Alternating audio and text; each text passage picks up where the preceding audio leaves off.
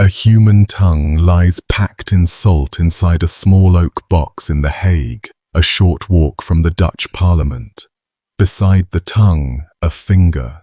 The salt has a job, and it has been at that job for 3.5 centuries now.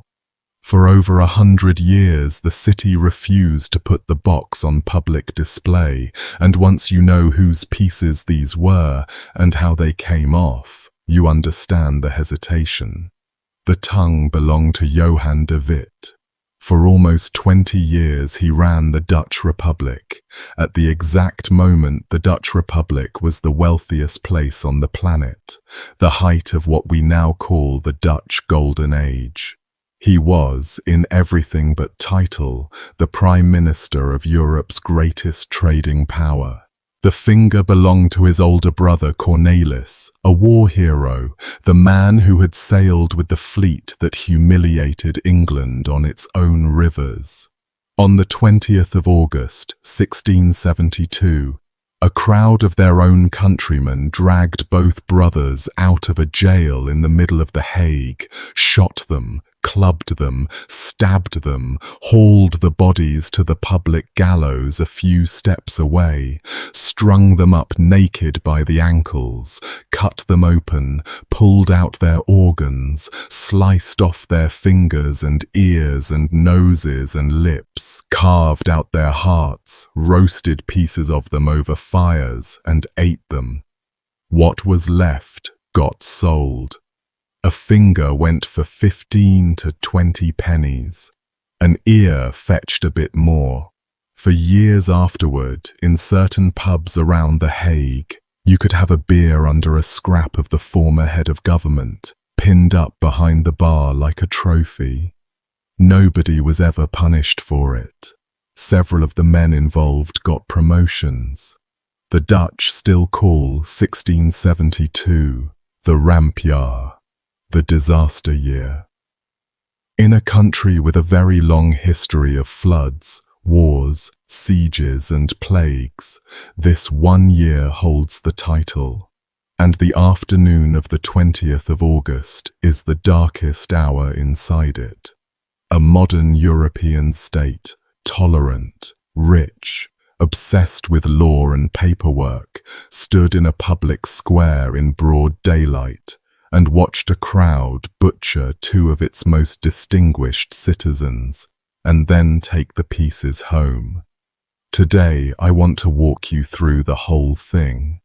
How a mathematician from a river town became the most powerful man in the richest country on earth. How his country turned on him in the space of a single summer, and what exactly happened on that square, hour by hour, in as much detail as the record allows. Fair warning up front, the record allows a lot. Before we get properly started, a quick hello. Welcome back to the channel. Glad you found us. Settle in. This is a long one. Do me a favor and tell me in the comments where in the world you're listening from. I ask every time, and the answers are half the fun of doing this. Huge thanks as always to the Patreon supporters and the YouTube members. You are the reason these videos keep coming, plain and simple. If you'd like to join them, everything you need is down in the description and in the pinned comment. Alright, Dordrecht, 1625. Dordrecht was, at the time, the oldest city in the province of Holland, sitting on an island where 3 rivers meet, and very proud of both facts. Timber floated down the rivers from Germany, got sorted and sold there, and a class of merchant families had grown rich on the trade over generations. One of those families was the de Witts. They had been sitting on the city council since the 1400s. The father, Jacob de Witt, dealt in timber, served 6 separate terms as burgomaster of Dordrecht, and belonged to that severe Bible-quoting, penny-counting breed of Dutch regent who considered luxury a character flaw and monarchy a disease. His wife, Anna van den Corput, came from the same world. They had 2 sons who survived to adulthood. Cornelis arrived first, in June of 1623. Johan followed on the 24th of September 1625. The boys grew up in a household where politics was the family business, and the family business had an enemy, not a foreign enemy, a domestic one, the House of Orange. The Republic those boys grew up in worked like nothing else in Europe, and its machinery stays personal to this family the entire way. The Republic had no king. It was a federation of 7 provinces, each governed by assemblies of wealthy townsmen, the regents, men exactly like Jacob de Witt. Holland was by far the richest province. Holland paid most of the bills, and whoever managed Holland's assembly effectively managed the country. But alongside the regents stood a princely family, the Princes of Orange, who traditionally held the office of stadtholder, a strange hybrid position, part governor, part commander-in-chief, part king-in-waiting. The princes had glory, an army, and the love of the common people. The regents had the money. The 2 sides had been circling each other for 80 years, and every generation or so the circling turned violent. 1650, when Johan was 24 years old, was the year it turned violent in a way that landed directly on the family's doorstep. The stadtholder at the time, William II, a young man in his early 20s, wanted a bigger army and a more aggressive foreign policy. Holland's regents wanted to cut the army and save the money, the war with Spain having finally ended. William settled the argument by attempting a coup. He sent troops to seize Amsterdam, and he arrested 6 of the regents who had opposed him and locked them in the castle of Loevestein, the state prison, the Dutch equivalent of the Tower of London. One of the 6 men marched into Loevestein was Jacob de Witt. Sit with that for a second. Johan de Witt, 24 years old, a young lawyer just starting out, watched his father taken away as a political prisoner by the Prince of Orange. Jacob was held for weeks and released only after Dordrecht agreed to remove him from office. He came home a humiliated man, and he came home with a grudge that he handed to his sons like an inheritance. The faction of regents who opposed the House of Orange would from then on be nicknamed the Loevestein faction, named for the prison. The de Witts sat at that faction's very core, the family whose father had actually been behind the walls. And here the story takes its first strange turn, because within months of the coup, the entire balance of power flipped on a coin toss of biology. In the autumn of 1650, William II caught smallpox. He died on the 6th of November, 24 years old, having held absolute momentum in the Republic for about 3 months. His wife, Mary Stuart, daughter of the executed English King Charles I, was heavily pregnant when he died. 8 days after the funeral preparations began, on the 14th of November, she gave birth to a son, William III, a stadtholder's heir born into a country that had just decided, with visible relief, that it no longer wanted a stadtholder. The regents of Holland looked at the cradle and made a choice. They left the office empty. No stadtholder. The provinces would govern themselves through their assemblies, as pure a merchant republic as Europe had ever seen. Historians call this the first stadtholderless period. and it would last 22 years. The baby in the cradle would spend those 22 years growing up in The Hague, watched, managed, politely sidelined, while the man running the country in his place was the son of a Loevestein prisoner. Those two lives, the orphan prince and the mathematician, stay tangled together for the rest of this story, and only one of them dies in his bed. Dordrecht built both of the men who die on that scaffold, and the construction shows. Jacob de Witt ran his house the way he ran his warehouse and his city, on psalms and iron routine. Prayers morning and evening, accounts balanced to the stuiver, sermons attended and discussed afterward like board meetings. Dordrecht was the town that had hosted the Great Synod of Dort a few years before the boys were born, the assembly that hammered Dutch Calvinism into its strictest shape, and Jacob's generation wore that inheritance like a uniform. Civic office in that world was a duty owed to God and the family name in roughly equal parts, and Jacob held office the way other men hold grudges, tenaciously and on principle. Anna van den Corput, the mother, brought money and a wide web of regent cousins across the province, and she died when Johan was still a young man, leaving the household even more completely in the father's mould. The sons the house produced split its inheritance between them. Cornelis took the outward parts, the pride, the physical courage, the taste for command, the quickness to anger when crossed. Neighbours' accounts and family papers show a boy at home on the rivers, handling boats, comfortable with rough company, a natural for the waterborne half of Dutch life. Johan took the inward parts.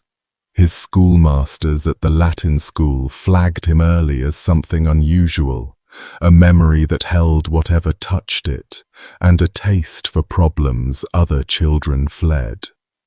The school drilled its boys in Cicero and the Roman histories, hour after hour of republican virtue in a dead language, orations against tyrants recited by merchant sons who would one day vote in a real republic, and Johan absorbed all of it as literally as anyone ever has.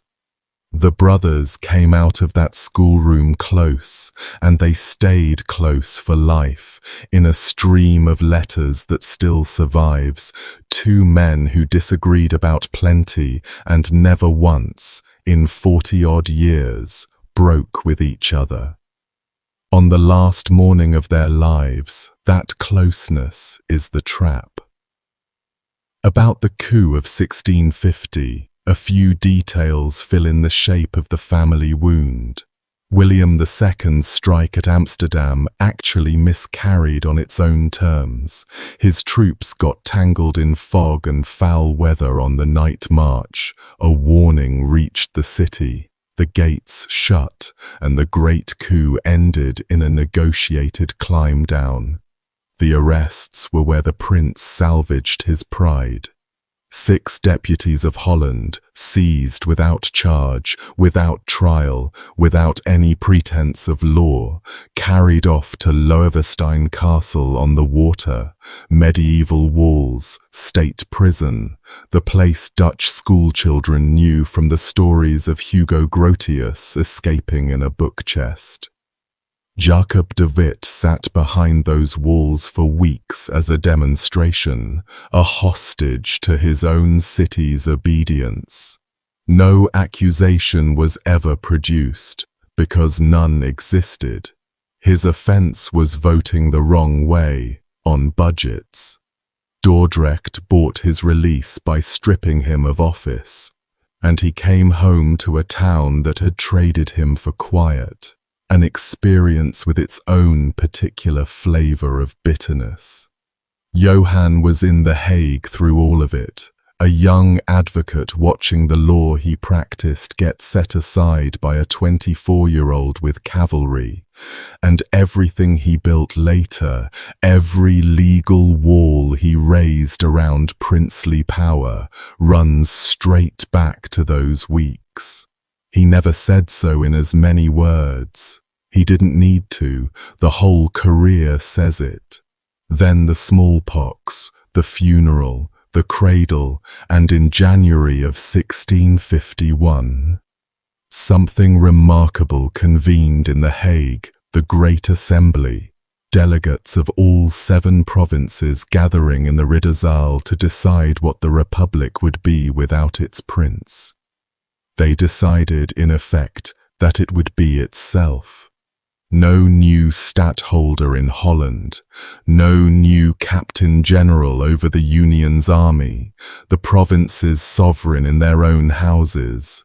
Johan de Witt came back into honour at Dordrecht, restored to office by the same town that had sacrificed him, and lived to watch what came next, his younger son walking into the machinery of the state the House of Orange had just vacated.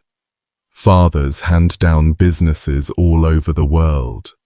Jacob handed down a feud with a dynasty, and both boys accepted the inheritance without apparent hesitation, and it paid out exactly as feuds with dynasties tend to pay. Back to Johan though, because before he was a politician, he was something rarer. He was genuinely, seriously good at mathematics, good enough that if the politics had never happened, he'd still have a small place in the history of science. Both brothers went through the Latin school in Dordrecht, an education soaked in Cicero and Livy, and the virtues of the Roman Republic, tailor-made to produce young men who distrusted kings on principle. From there, Johan went to Leiden University, and at Leiden he lodged in the house of Frans van Schooten, a mathematician whose family circle sat at the centre of Dutch science. Christian Huygens passed through that world. So did Johannes Hudde, a future burgomaster of Amsterdam who did serious work on probability. Johan fit right in. Around 1646, when he was about 21, he wrote a treatise on conic sections called Elementa Curvarum Linearum, and when it was finally printed in 1659, it stood as one of the first real textbooks of analytic geometry, the new mathematics Descartes had invented.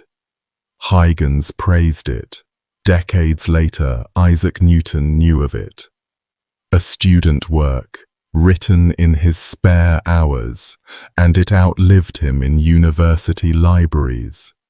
He took a doctorate in law at Angers in France in 1645, spent time touring France and England with Cornelis in the way wealthy young Dutchmen did, and then settled into legal practice in The Hague.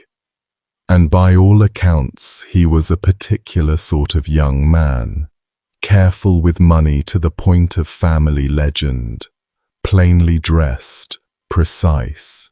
He walked everywhere, usually with a single servant, sometimes with none, in a city where men of his rank travelled by coach with attendants. He kept that habit his entire life, by the way, the walking. That habit walks back into this story at the end of June 1672. That First English War started over cargo, and Johan inherited every consequence of it.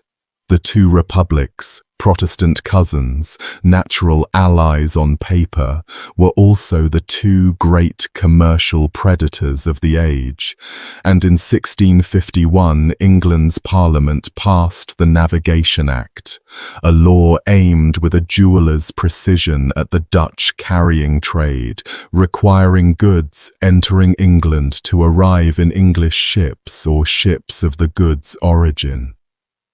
The Dutch made their living carrying everyone's everything. The act was a declaration of economic war dressed as customs policy, and both sides knew it. Insults over the striking of flags in the Channel did the rest, and by the summer of 1652, the two finest fleets on earth were killing each other from Portland to the Texel. The Dutch, for all their seamanship, were built wrong for it, their ships lighter, their admiralties divided 5 ways, their convoys obliged to defend everywhere at once, and the results piled up as the disasters I've described.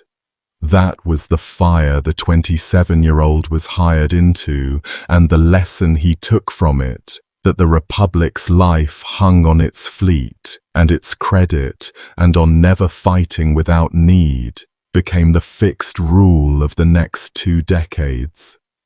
His path into power opened through catastrophe, as these paths tend to.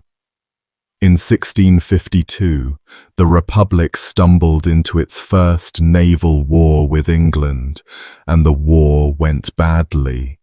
English fleets mauled Dutch convoys, trade strangled, fish rotted on the docks, and in the middle of the crisis, the chief official of Holland's assembly died.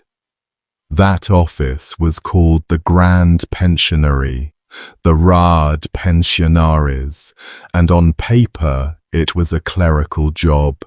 The man who prepared the agenda, drafted the letters, counted the votes, and spoke for Holland in the assembly of the whole Union, on paper.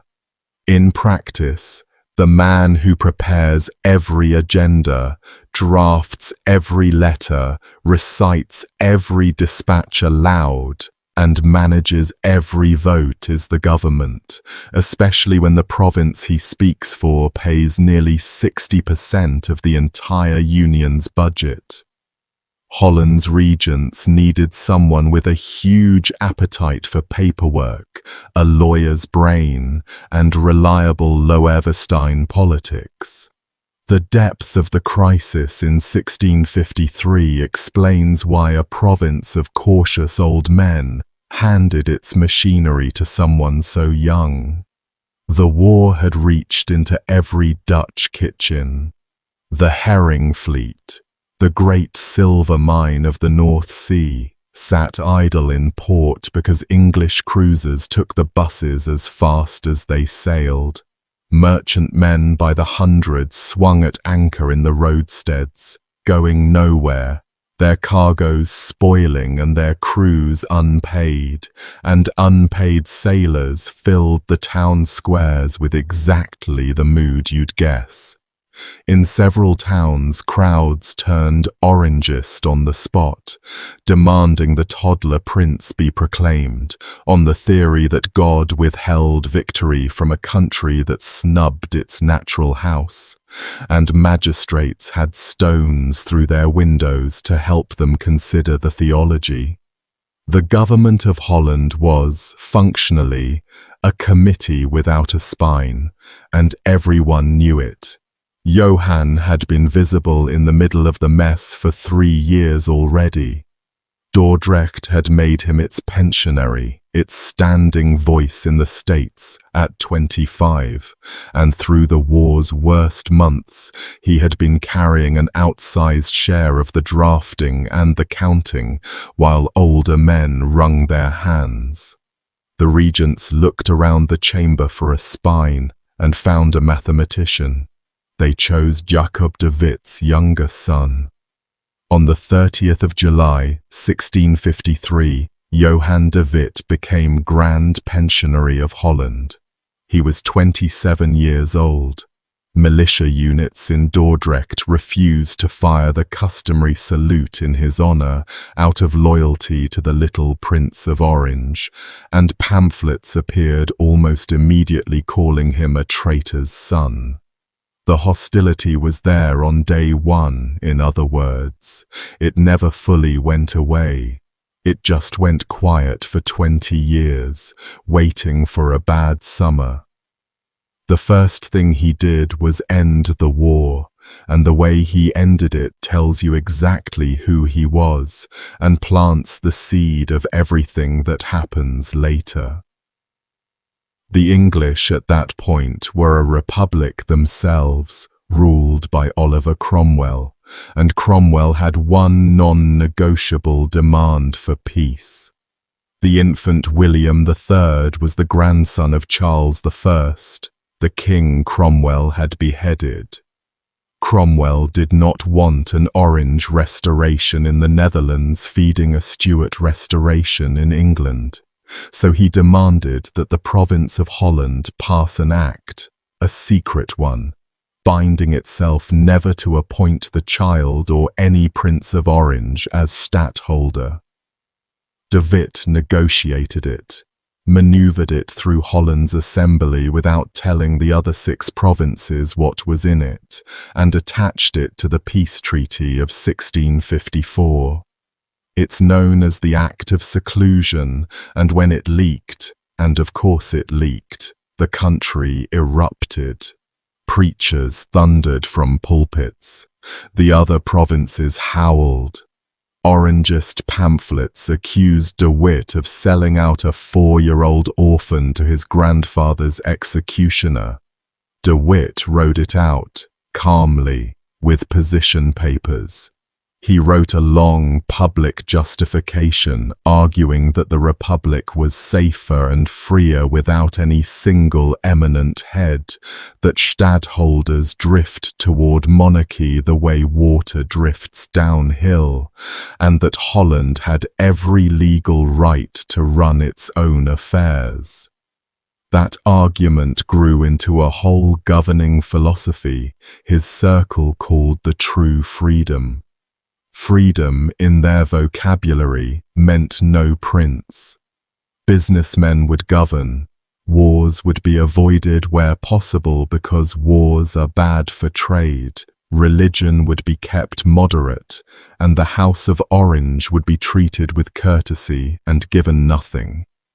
A young republic run like a well-audited company. For 2 decades on the whole, it worked. Trade boomed, the currency held, Amsterdam's warehouses fed and clothed half of Europe, and the man auditing the company answered his own correspondence late into the night, in cipher when needed, because he trusted his own codes more than anyone else's clerks. On the ground, that governing philosophy had a look and a texture, and the bill for it comes due in this story. His public defense of the Act, a long printed argument known as the deduction, laid the case out with a lawyer's patience, that every Captain General the Republic had ever had drifted toward mastery, that free states die of their own great men, and that Holland's prosperity was the child of peace and open harbours, and the whole thing circulated and got argued over in a way political theory rarely does outside universities. Under the regime, the argument justified. The Republic stayed what it had become, the printing house and the safe house of Europe. Books banned in Paris and London and Rome rolled off Amsterdam and Leiden presses by the wagon load. Catholics, officially barred, worshipped in attic churches the sheriffs were paid to not notice. The Jewish community of Amsterdam flourished openly and in the last years of the regime began raising the enormous Portuguese synagogue that still dominates its quarter. Descartes' philosophy was taught in the universities over the sustained screaming of the Orthodox clergy, and a lens grinder named Spinoza published things under that government's shrug that would have earned him a cell or a stake almost anywhere else on the continent. None of this made the regime beloved. Toleration rarely is. The strict preachers kept the account of every indulgence, every Attic Mass, every godless book, itemized, year by year, and in the summer of 1672 they presented the whole invoice at once from the pulpits, with the French conveniently at the gates as proof of heaven's opinion. He did not do it alone, and being fair to the record means saying so. His indispensable partner sat in Amsterdam, a regent named Cornelis de Graef, one of the most powerful burgomasters the city ever had. De Graef delivered Amsterdam, and in Dutch politics, whoever has Amsterdam has the money, and whoever has the money has the union. The alliance became family in February 1655, when de Witt married Wendela Beeker in Amsterdam's Nieuwe Kerk. Wendela was the daughter of Jan Beeker from the clan that had dominated Amsterdam for a generation, and her mother was a de Graef, so the marriage made the great burgomaster Johan's uncle. It was, on one level, a merger. It also appears to have been a genuinely happy marriage, which the 17th century did not always provide to people who married for mergers. They had 8 children together, and the letters between Johan and Wendela that survive are warm, domestic, full of household detail. The most powerful man in the Republic lived in a good but unremarkable house on the Knoiterdijk in The Hague, kept a modest table, wore dark, plain clothes, and famously maintained only that one servant on his evening walks. Foreign ambassadors found the whole arrangement baffling. Foreign envoys reported home, with some wonder, that the man who governed Holland could be seen strolling to work like an ordinary burgher, unguarded, and that anyone who wished could speak to him on the street. The Hague itself, his stage for those 2 decades, was a strange place to run an empire from. Legally, it was a village. No city walls, no city rights. A settlement of maybe 20 or 30,000 people wrapped around the old Count's Castle complex, the Binnenhof, courtyards and Gothic halls on the edge of a rectangular pond. The Vijver, with the lime trees of the Voorhout, a few streets over where the quality strolled in the evenings. Everything official happened within a few hundred meters, the assemblies, the courts, the embassies, and everyone who mattered lived within a short walk of everyone else who mattered. Ambassadors' coaches rattled past fish stalls. The Grand Pensionary's route from his front door on the Knoiterdijk to his office in the Binnenhof took a handful of minutes on foot, across ground every resident of the town could stand on too. No walls around the city, no guards around the man. For 19 years that openness was the regime's best advertisement, the freest state in Europe, governed at street level by a servant you could stop and petition. The same map, with a crowd on it, is a killing flaw. Every distance in the last act of this story, house to prison, prison to scaffold, scaffold to parliament, is a distance a mob crosses in under a minute. Anyone who wished could also reach him on the street. The same fact, from a different angle. We'll get there. The office itself was a magnificent lie of modesty. On paper, he was a salaried official, hired help, on about 3,000 guilders a year, less than a successful Amsterdam merchant cleared on a good cargo. In practice, follow the paper itself. Every proposition put before the states of Holland passed through his hands first, He drafted the resolutions, he summarized the dispatches, he briefed the deputies of the 19 voting towns, he counted heads before every vote and traded and cajoled until the heads came out right, and then he wrote the instructions to the ambassadors reporting what Holland had decided, ambassadors he had usually chosen. Do that honestly and brilliantly for 20 years, and you are the state, whatever the title says. The work itself was staggering, and he did an unhealthy share of it personally. His surviving correspondence runs to many thousands of letters, enough to fill fat printed volumes when scholars finally got to them centuries later, and the striking thing about the pile is how much of it is in his own hand. He drafted his own dispatches.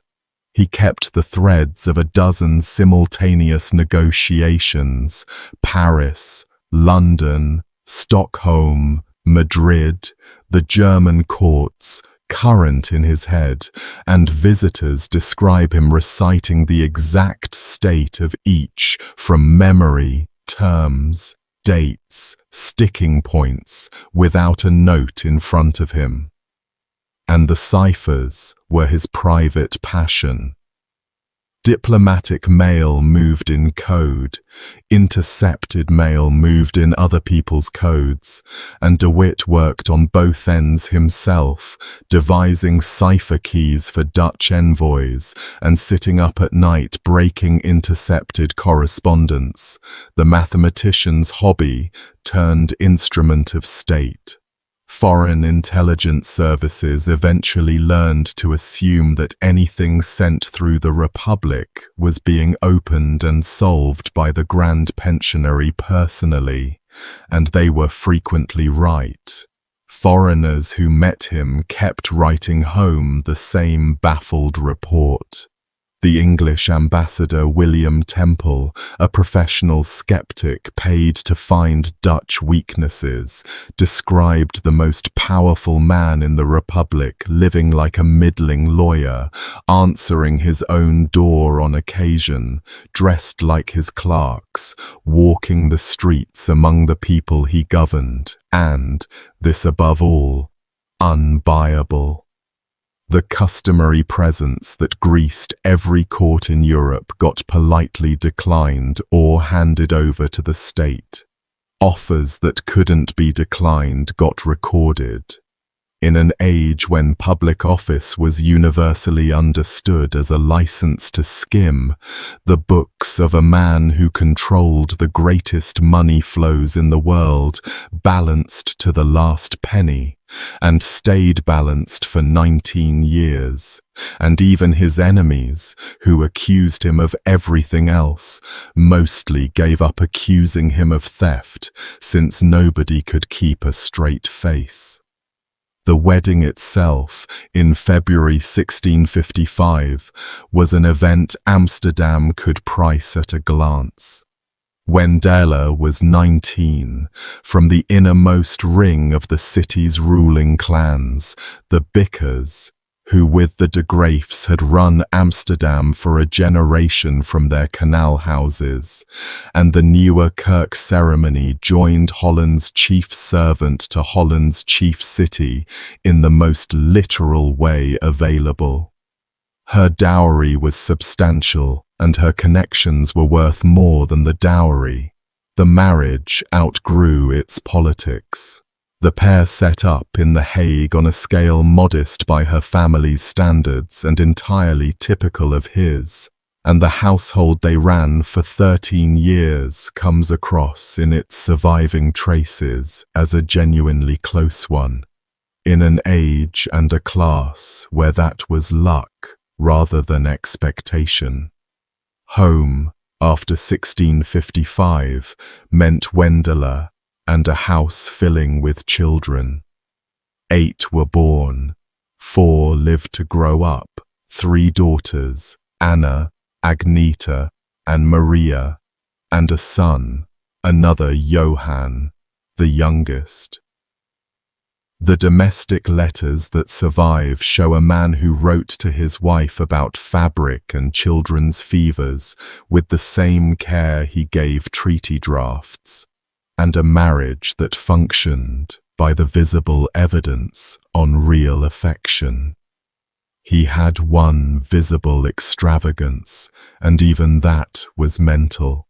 He kept up his mathematics in stolen hours, corresponding with the Leiden circle, and his old conic sections treatise finally reached print in these years, tucked into the great edition of Descartes, a sitting head of government publishing original geometry between diplomatic crises. One thread from these early years pays off badly in 1672. 10 days after de Witt took office in 1653, the Republic's most beloved admiral, Merton Tromp, was shot dead on his quarterdeck at the Battle of Scheveningen, within earshot of the Hague itself, the gunfire rolling over the dunes into the city. Tromp the Elder died a national saint. He left a son, Cornelis Tromp, also a fighting admiral, brave as the father and vain beyond anything the father would have recognized, and over the following decades that son's career kept colliding with de Witt's judgment. De Witt backed de Ruyter for the supreme command. Tromp the Younger considered the post his by blood. De Witt eventually forced Tromp out of the fleet entirely after a flagrant episode of disobedience in battle. Tromp never forgave it, and said so, publicly, for years. Every state makes enemies as it goes. This particular enemy will be at a tavern called de Buccalaire at 5 o'clock in the morning on the 20th of August, 1672. Family also meant Dordrecht, and Dordrecht meant his brother. While Johan built his machine in The Hague, Cornelis was building a parallel career back home in Dordrecht, and the two brothers make an interesting pair to watch side by side. Cornelis married well, held city offices, and rose to become Ruwaard of Putten, a regional governorship with a grand medieval title. Where Johan was contained and colourless in public, Cornelis enjoyed the trappings. He liked ceremony, liked being seen, had a temper, made enemies more easily. People who dealt with both brothers tended to respect Johan and quarrel with Cornelis. None of that made Cornelis a lightweight. He was capable, brave to the point of recklessness, and completely loyal to his brother, and in the summer of 1667 he got the chance to prove all three qualities at once, in what remains the single most humiliating defeat in the history of the Royal Navy. We're coming to that. First, the war that produced it. The peace with England lasted about a decade before the two trading empires collided a second time, in 1665. England now had its king back, Charles II, uncle of the young William III, and the war opened with disaster for the Dutch. At the Battle of Lowestoft, the Dutch flagship exploded with the fleet's commanding admiral aboard. The fleet came home shattered, and panic started creeping through the exchange in Amsterdam. And here de Witt did something no one expected from a pen and ink man. He went to the fleet himself.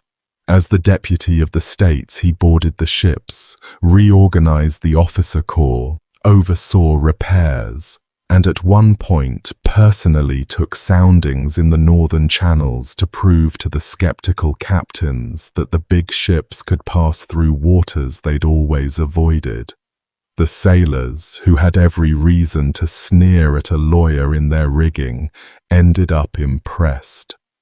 More consequentially, he pushed the fleet's command toward a Zeeland officer of terrifying competence named Michiel de Ruyter, and between de Witt's shipbuilding budgets and de Ruyter's seamanship, the Dutch navy became, for a stretch of years, the best in the world.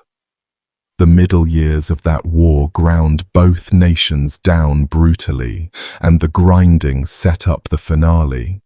1665 brought plague to London on a medieval scale, tens of thousands dead through the summer the fleets were fighting, court and government fleeing the capital.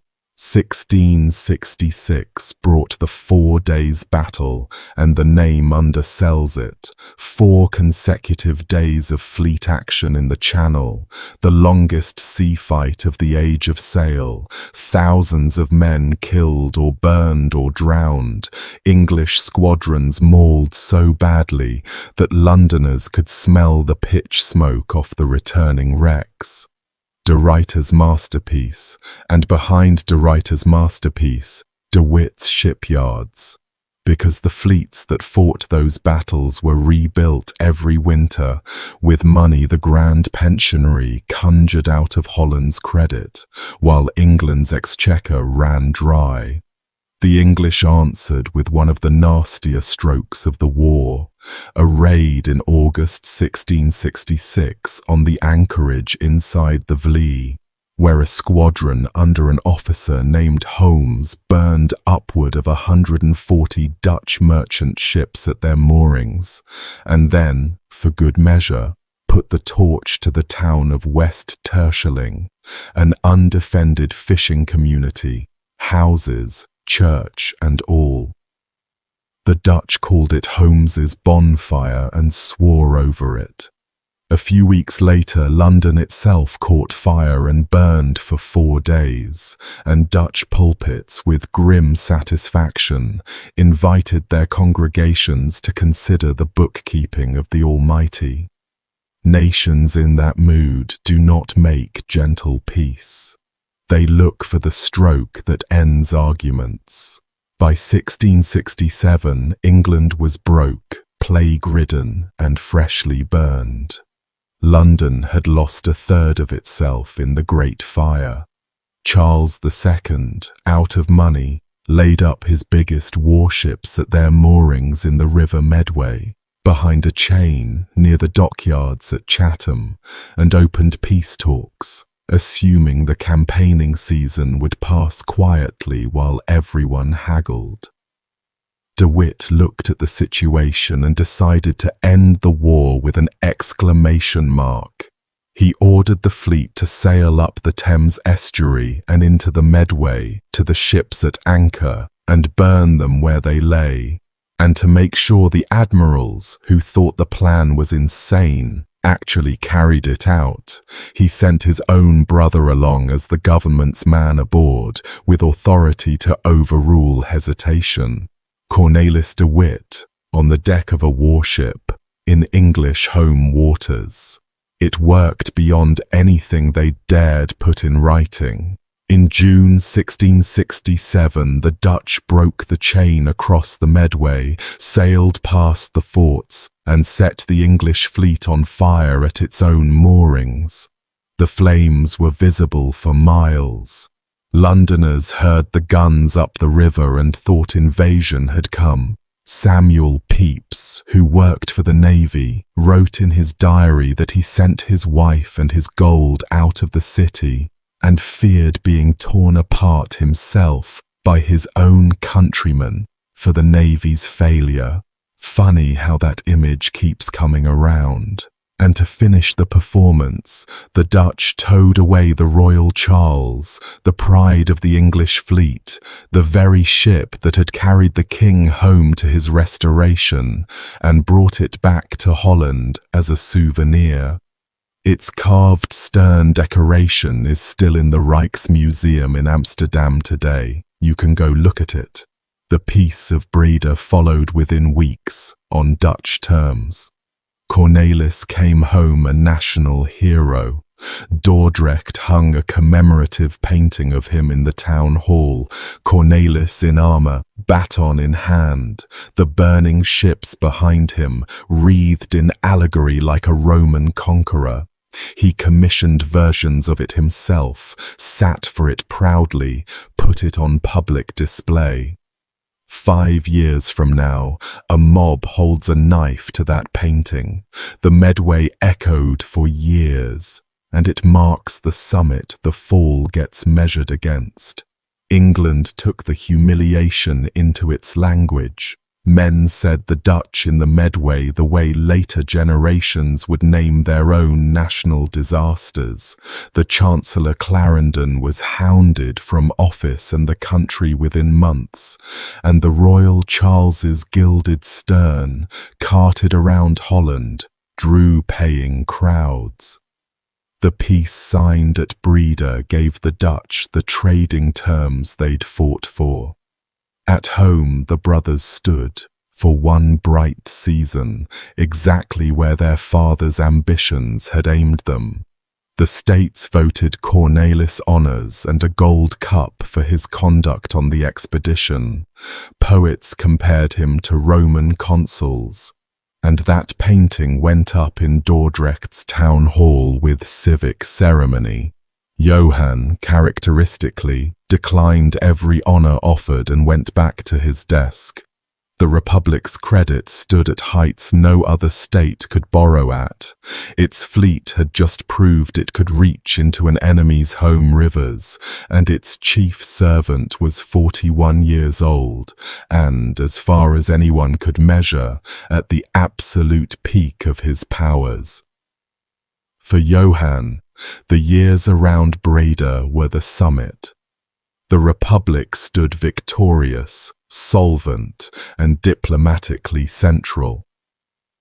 In January 1668, he pulled off a coup of pure diplomacy, the Triple Alliance, yoking England and Sweden together with the Republic to check Louis XIV of France, who had started helping himself to pieces of the Spanish Netherlands. The alliance forced Louis to pause a war in mid-swallow. European statesmen genuinely marvelled at it.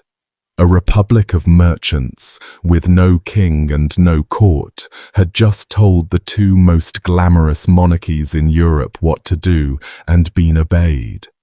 He also moved in those same months to lock down the home front. In 1667, Holland passed what was called the Perpetual Edict, abolishing the office of stadtholder in the province outright, forever, in law. Most of the other provinces agreed that the Union's military command and the stadholderate of any province could never again sit in the same pair of hands. The intent could not have been more transparent.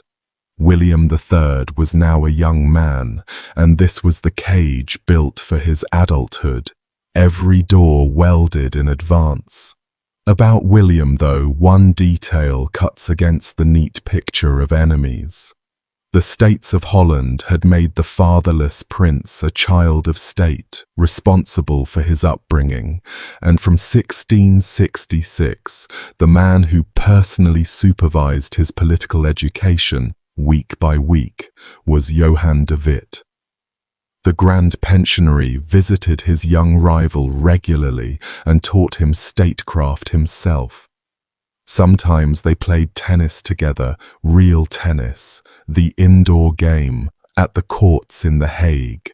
Contemporaries say de Witt dealt with the boy honestly, and even grew fond of him within limits, and taught him well. Possibly too well. Every instinct for patience, timing and silence that William III later showed, and he became one of the most patient politicians in European history. He developed in a childhood spent watching Johan de Witt run a country. The arrangement had its own strange domestic texture. In 1666, the states of Holland had formally taken the boy's upbringing in hand, purged his little court of the English and Orangist attendants around him, and installed governors answerable to the province, with his grandmother Amalia negotiating terms like the dynasty's last diplomat, since in a sense she was. The prince himself, everyone who met him agreed, was a study. Small, asthmatic, grave past his years, courteous to the exact degree required and not a hair beyond, and completely unreadable. Courtiers who spent years around him admitted they had no idea what he thought about anything that mattered. He sat through his weekly hours with the man who had dismantled his inheritance, took the instruction, gave the required thanks, and filed everything away behind that still face. The teacher trained the student, and the student spent the summer of 1672 watching the crowd close around the teacher, and lifted not one finger that the record can find. His flaws belong at the top of the arc too, and they cost him. The virtues came with a manner. He was, by wide report, cold in company, certain to the edge of arrogance and sometimes past it, a man who was nearly always the cleverest person in the room and made insufficient effort to hide the fact. He answered opposition with position papers, exhaustive, airtight, and infuriating, a habit that wins votes and quietly loses friends. His patronage ran on family. Cousins and in-laws salted through the offices of the state, standard practice for the age, but practiced by him with a thoroughness that gave the word cousinry its bite in Dutch politics, and regents outside the charmed circle banked their resentments. None of this is the stuff of scaffolds by itself. It meant something narrower and, in 1672, fatal, that when the storm came, the number of powerful men with a personal reason to shelter Johan de Witt was smaller than 19 years at the summit should have purchased, and the number with a private grudge to warm their hands on was larger. Private grief cut through the public triumph. On the 1st of July, 1668, when Della died, she was 33. Johan was left a widower at 42 with young children, and those who knew him said something in him dimmed and stayed dim. He kept working, of course. The paperwork never paused for anyone's mourning, least of all his own. But from here to the end of the story, he is a man alone in that house on the Knoiterdijk, and his children, having lost their mother in 1668, have 4 years left with their father. The years after Breda look golden from a distance and lonelier up close. His great partner was already gone. Cornelis de Graeff had died back in 1664, and with him went the surest hand on Amsterdam that Johan ever had. The Bicker generation, Wendella's people, was passing too, and the men rising in Amsterdam were of a newer, slipperier sort. Regents like Gillis Valkenier, who calculated faction by the season and would, when the wind turned, turn with it. Holland reappointed de Witt to a 4th 5-year term in 1668, with formal thanks and a handsome gratuity voted for his services, and the ceremony had the ring of an institution honouring itself, the true freedom at high noon. The shadow lengthening across it was 18 years old and growing fast. Zeeland, always the most orangist of the provinces, designated William its first noble that same year, handing him his first real seat in politics, and the pressure to give the prince something at the union level built with every session. In 1670, de Witt fought to keep him out of the Council of State and lost even the compromise. William walked in with a deciding vote, and the pattern of these years set hard. Each concession was supposed to buy quiet and instead bought appetite. De Witt could count, better than anyone alive. He could see where the sequence pointed, given time. What he could not see was the clock, since the clock was a secret signed at Dover, already 2 years old, ticking in a drawer in Whitehall. One more scene from the pre-war years, included partly out of affection, the man's mind at its best, right before everything breaks. In 1671, with storm clouds visibly gathering, De Witt presented a small treatise to the states of Holland on the pricing of life annuities. The state raised money by selling annuities. You paid a lump sum. The state paid you an income until you died, and for generations the state had priced them by rule of thumb, the same rate for a healthy child as for a sick old man. De Witt sat down with mortality data and the brand new mathematics of probability, some of it worked out in correspondence with his old Leiden circle, and calculated what a life annuity was actually worth. The paper, in Dutch, was called the Waardeye van Leefrenten, the worth of life annuities, and it stands today as one of the founding documents of actuarial science. The insurance industry, the entire modern machinery of pensions and life tables, traces a route back to this pamphlet. He wrote it to save his government money on the eve of a war for national survival.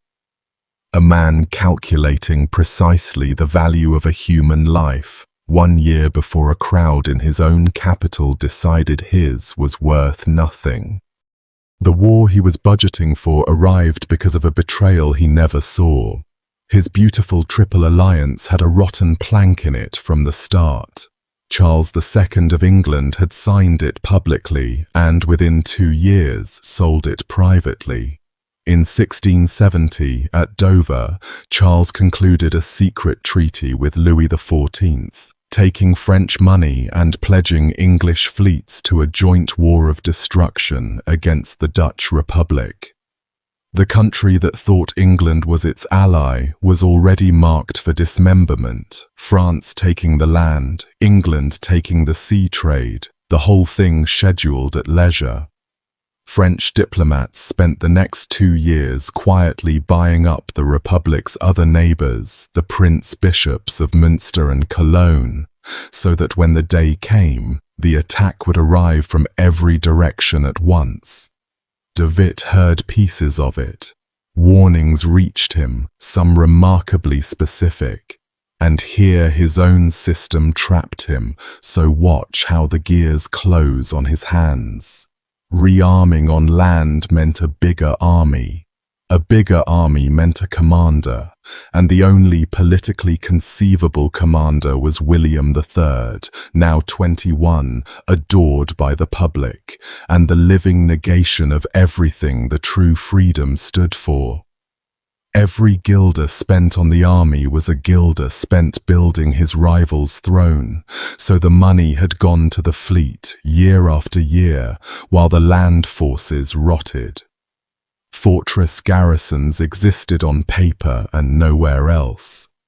Officers held commissions as investments and had not seen their regiments in years. The Republic entered 1672 with the best navy in the world and an army that one inspector described as fit to frighten nobody but its own paymasters. The trap sprang in the spring of 1672. England declared war in March, after attacking a Dutch convoy before bothering with the declaration. France followed in April with Münster and Cologne close behind. 4 declarations of war inside a few weeks. Louis XIV marched north with the largest and finest army Europe had seen in living memory. Well over 100,000 men, commanded by the most celebrated generals of the age, Condé, Turenne, names that made professional soldiers stand straighter. Against them stood the paper garrisons. On the 12th of June, the French did the thing the Dutch had always counted on being impossible. They crossed the Rhine, wading and swimming a cavalry vanguard through a ford scouted for them, brushing aside the small force on the far bank. In Paris, it was celebrated as the military miracle of the century. Poets and painters put to work on it within the month. In the Republic, it landed like the crack of a dam. The great rivers were the wall of the country. The wall was breached, and behind it there was, essentially, nothing. What followed over the next 4 weeks resembles a building collapse more than a military campaign. Fortress towns whose names had meant impregnable for a century surrendered in days, some in hours, some before the French even arrived, magistrates riding out with the keys to spare themselves a sack. The line of the Ijssel folded.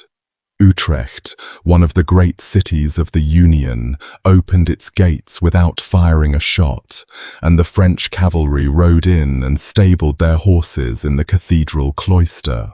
Refugees choked the roads west. Carts, cattle, families carrying featherbeds, all pressing toward the coastal cities, carrying rumour ahead of them like sparks.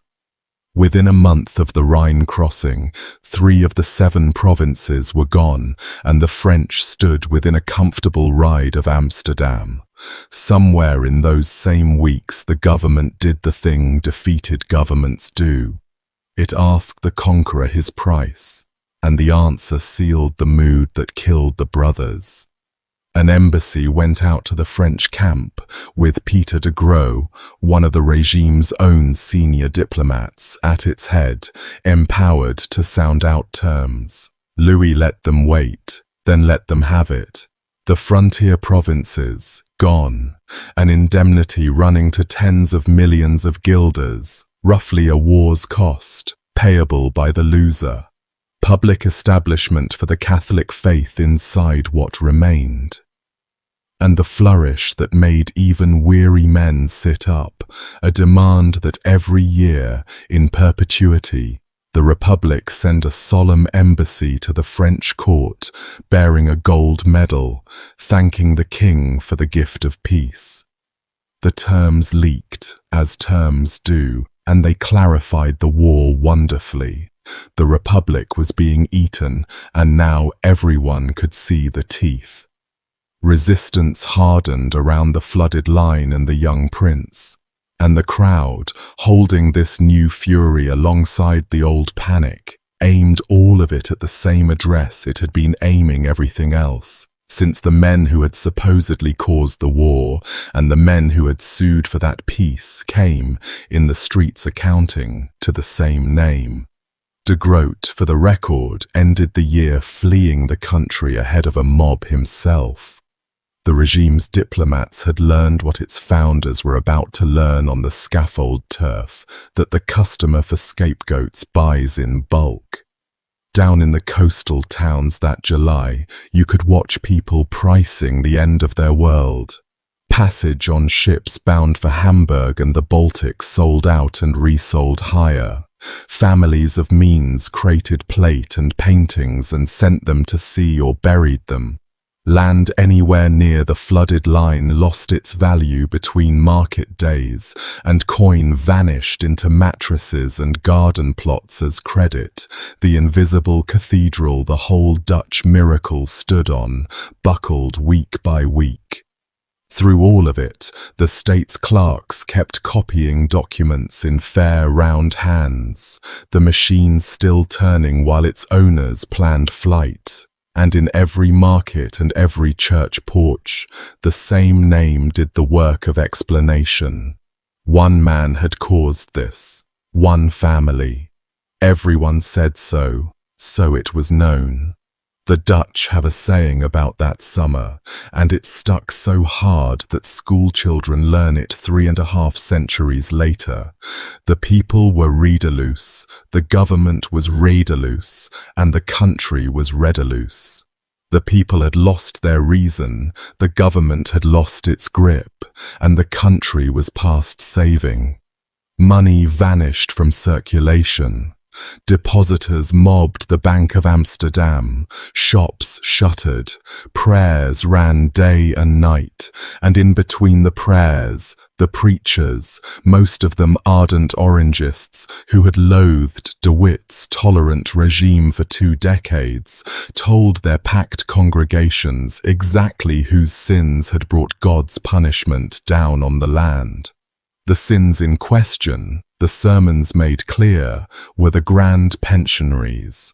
You could watch the fury build in print, because the presses ran hotter that summer than they ever had in Dutch history. Hundreds of separate pamphlets poured out in months, and the historians who catalogue these things say the crop of 1672 was the largest of the entire century.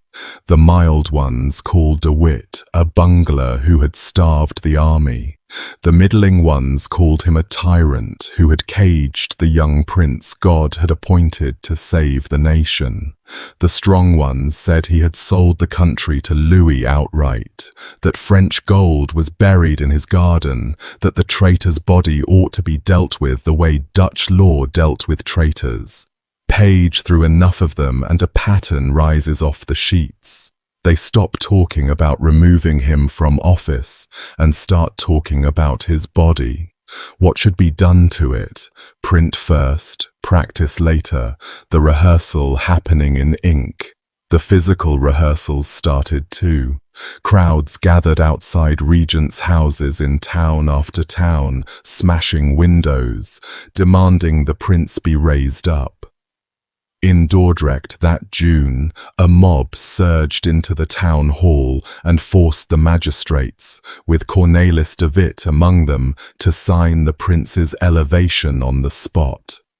And in the same wave, people went for that painting, the Medway Triumph with Cornelis wreathed in glory.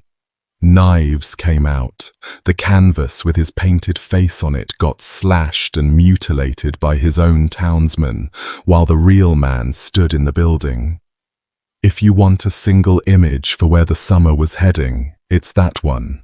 A crowd stabbing a picture because the original wasn't available yet.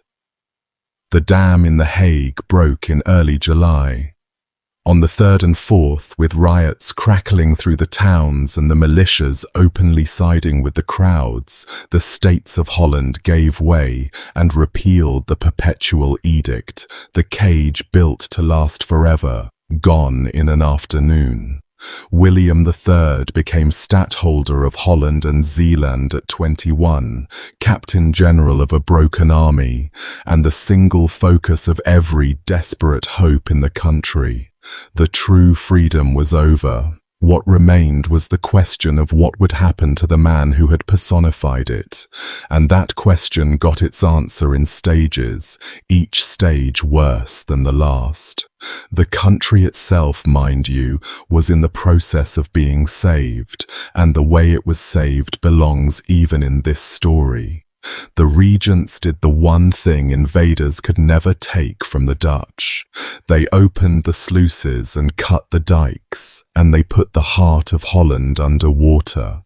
A band of flooded polder, the waterline, spread across the province's approaches, too deep to march through, too shallow to sail a warship over, a moat made of the country itself.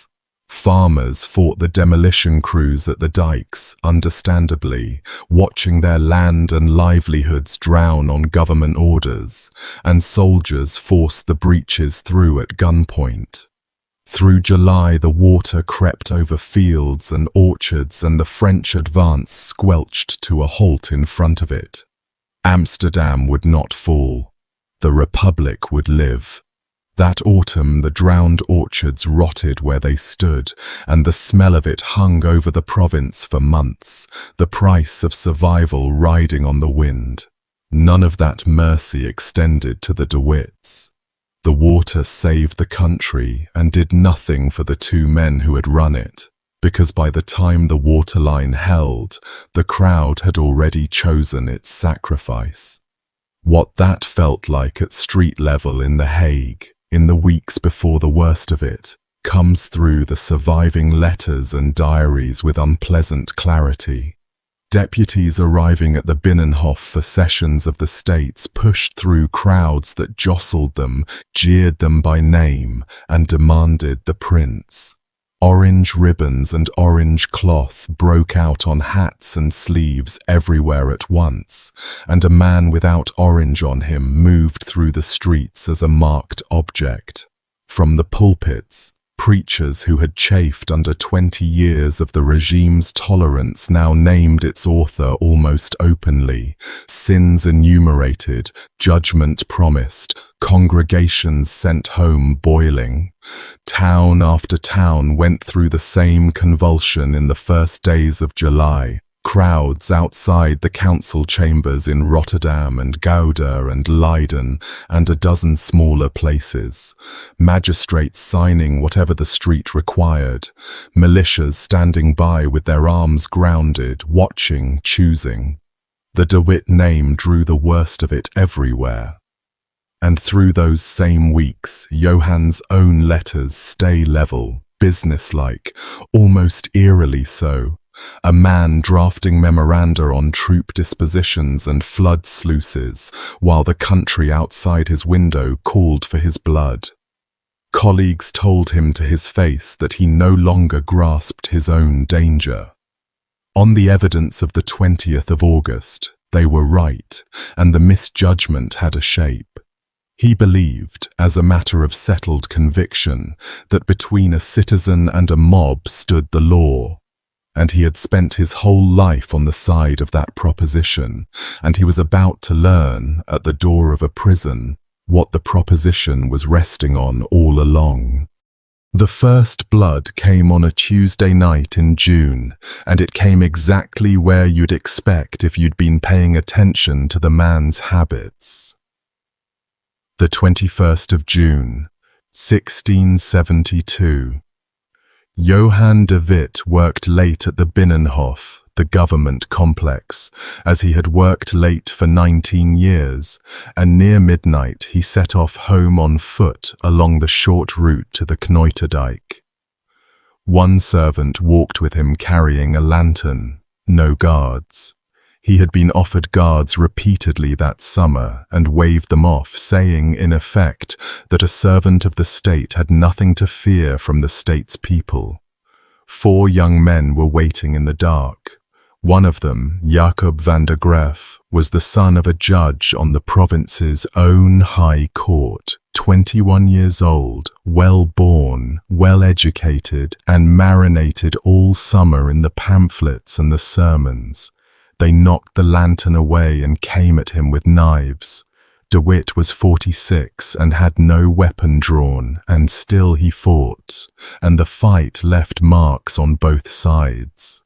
He took a deep gash across the neck, a wound to the head, cuts to his hands where he grabbed at blades, and a stab that went in near the shoulder, a few finger widths of angle away from ending the story right here. He wounded at least one attacker before the group scattered, apparently convinced they had finished him. His servant got him home streaming blood. Surgeons worked on him through the night, and for several days the Hague genuinely did not know whether the Grand Pensionary would live. The wounds fevered. He was bedridden for weeks, and the timing tells you something about luck, because those were precisely the weeks the Republic's government dissolved and reformed around William. While the country changed hands, the man who had run it lay in bed with a sliced open neck, dictating what he could between fevers. 3 of the 4 attackers got away, spirited off to the army, where the new stadtholder's circle asked no questions. Jacob van der Graef, the judge's son, was caught. The Hof van Holland, The court his own father sat on tried him within days and sentenced him to death. And on the 29th of June he was beheaded on the scaffold beside the Gevangenpoort prison at the spot called the Groene Zoodje, the little green sod, named for the turf laid on the platform to drink up blood. The execution was meant to restore respect for the state. Watch what actually happened, because it's one of the most revealing scenes of the entire summer. The crowd that gathered treated the young assassin as a martyr. He went to the block finely dressed, composed, praying, and when the sword came down, people surged forward to dip handkerchiefs and cloths in his blood, to carry home and keep relics of a saint who had died for trying to kill Johan de Witt. 1672 in Calvinist Holland, and the crowd is bottling blood like medieval pilgrims. The government of Holland looked at that scene and understood, correctly, that it had lost the streets. And 50 days later, on the very same spot of turf where Van der Graaf's blood went into those handkerchiefs, the crowd got the 2 bodies it actually wanted. His recovery took most of a month, and the city's behavior during that month told anyone watching exactly where things stood. The surgeon's accounts count the wounds, the slashed neck, the head, the hands cut to the bone where he had grabbed at blades, and for the first days the fever ran high enough that the family prepared itself. The state sent formal wishes for his restoration, punctilious and cool.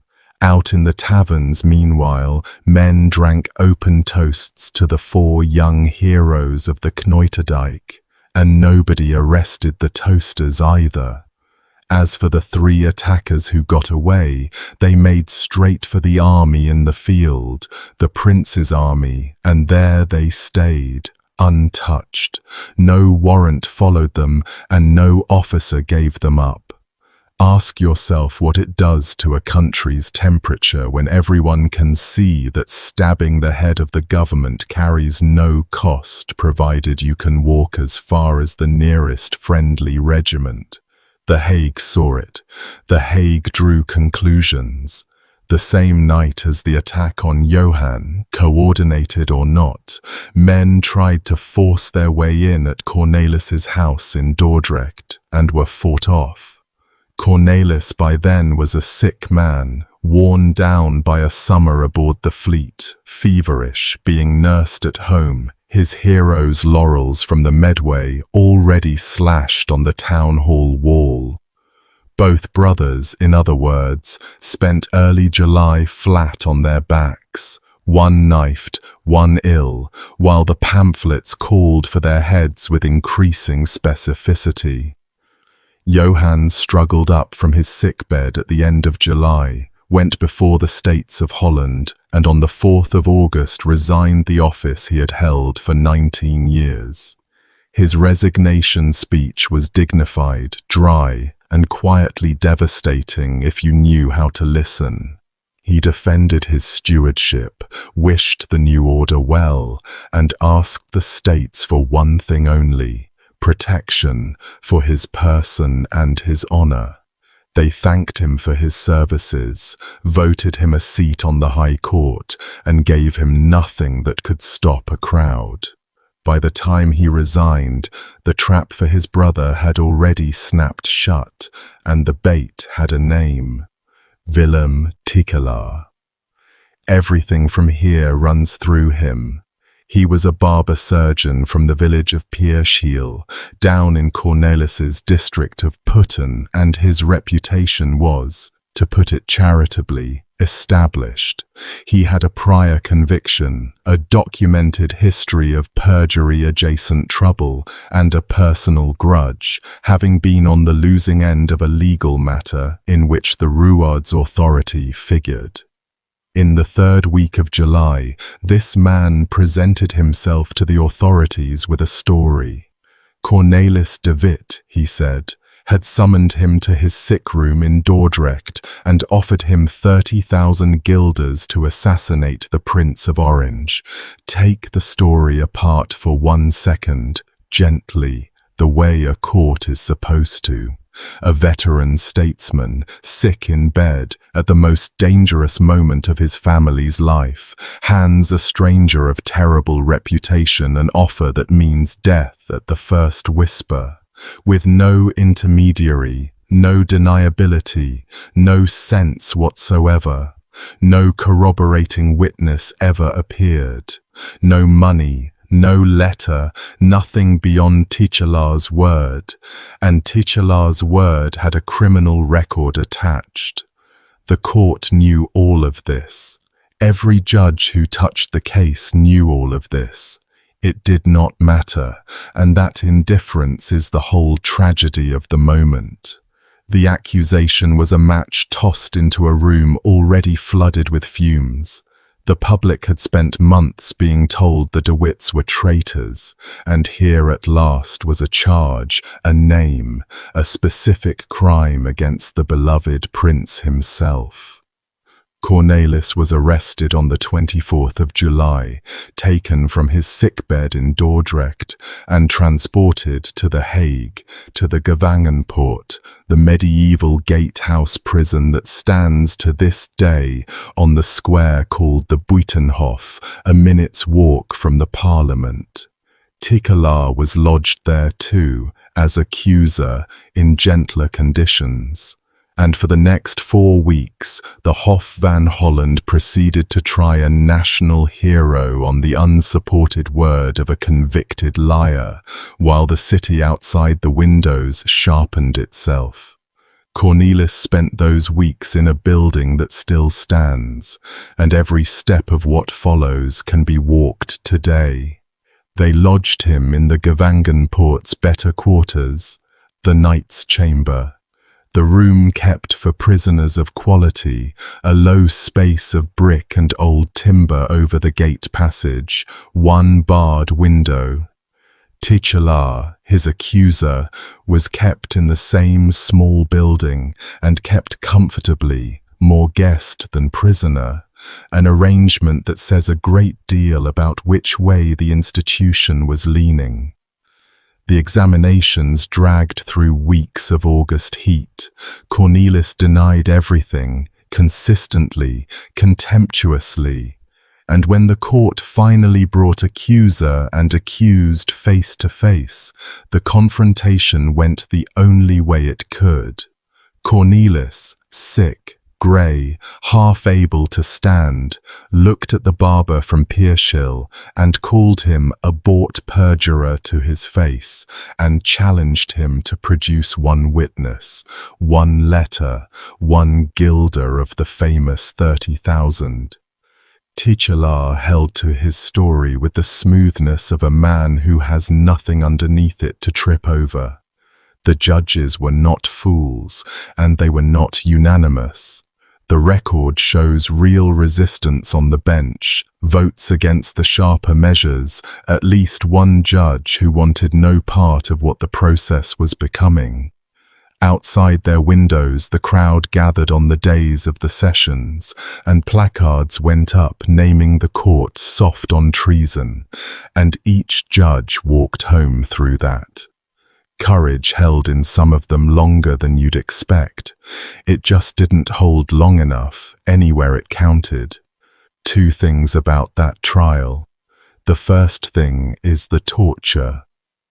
Under the Roman Dutch law of the time, a serious criminal conviction generally required a confession, and where the evidence looked strong but the prisoner refused to confess, the court could order what the documents call sharp examination.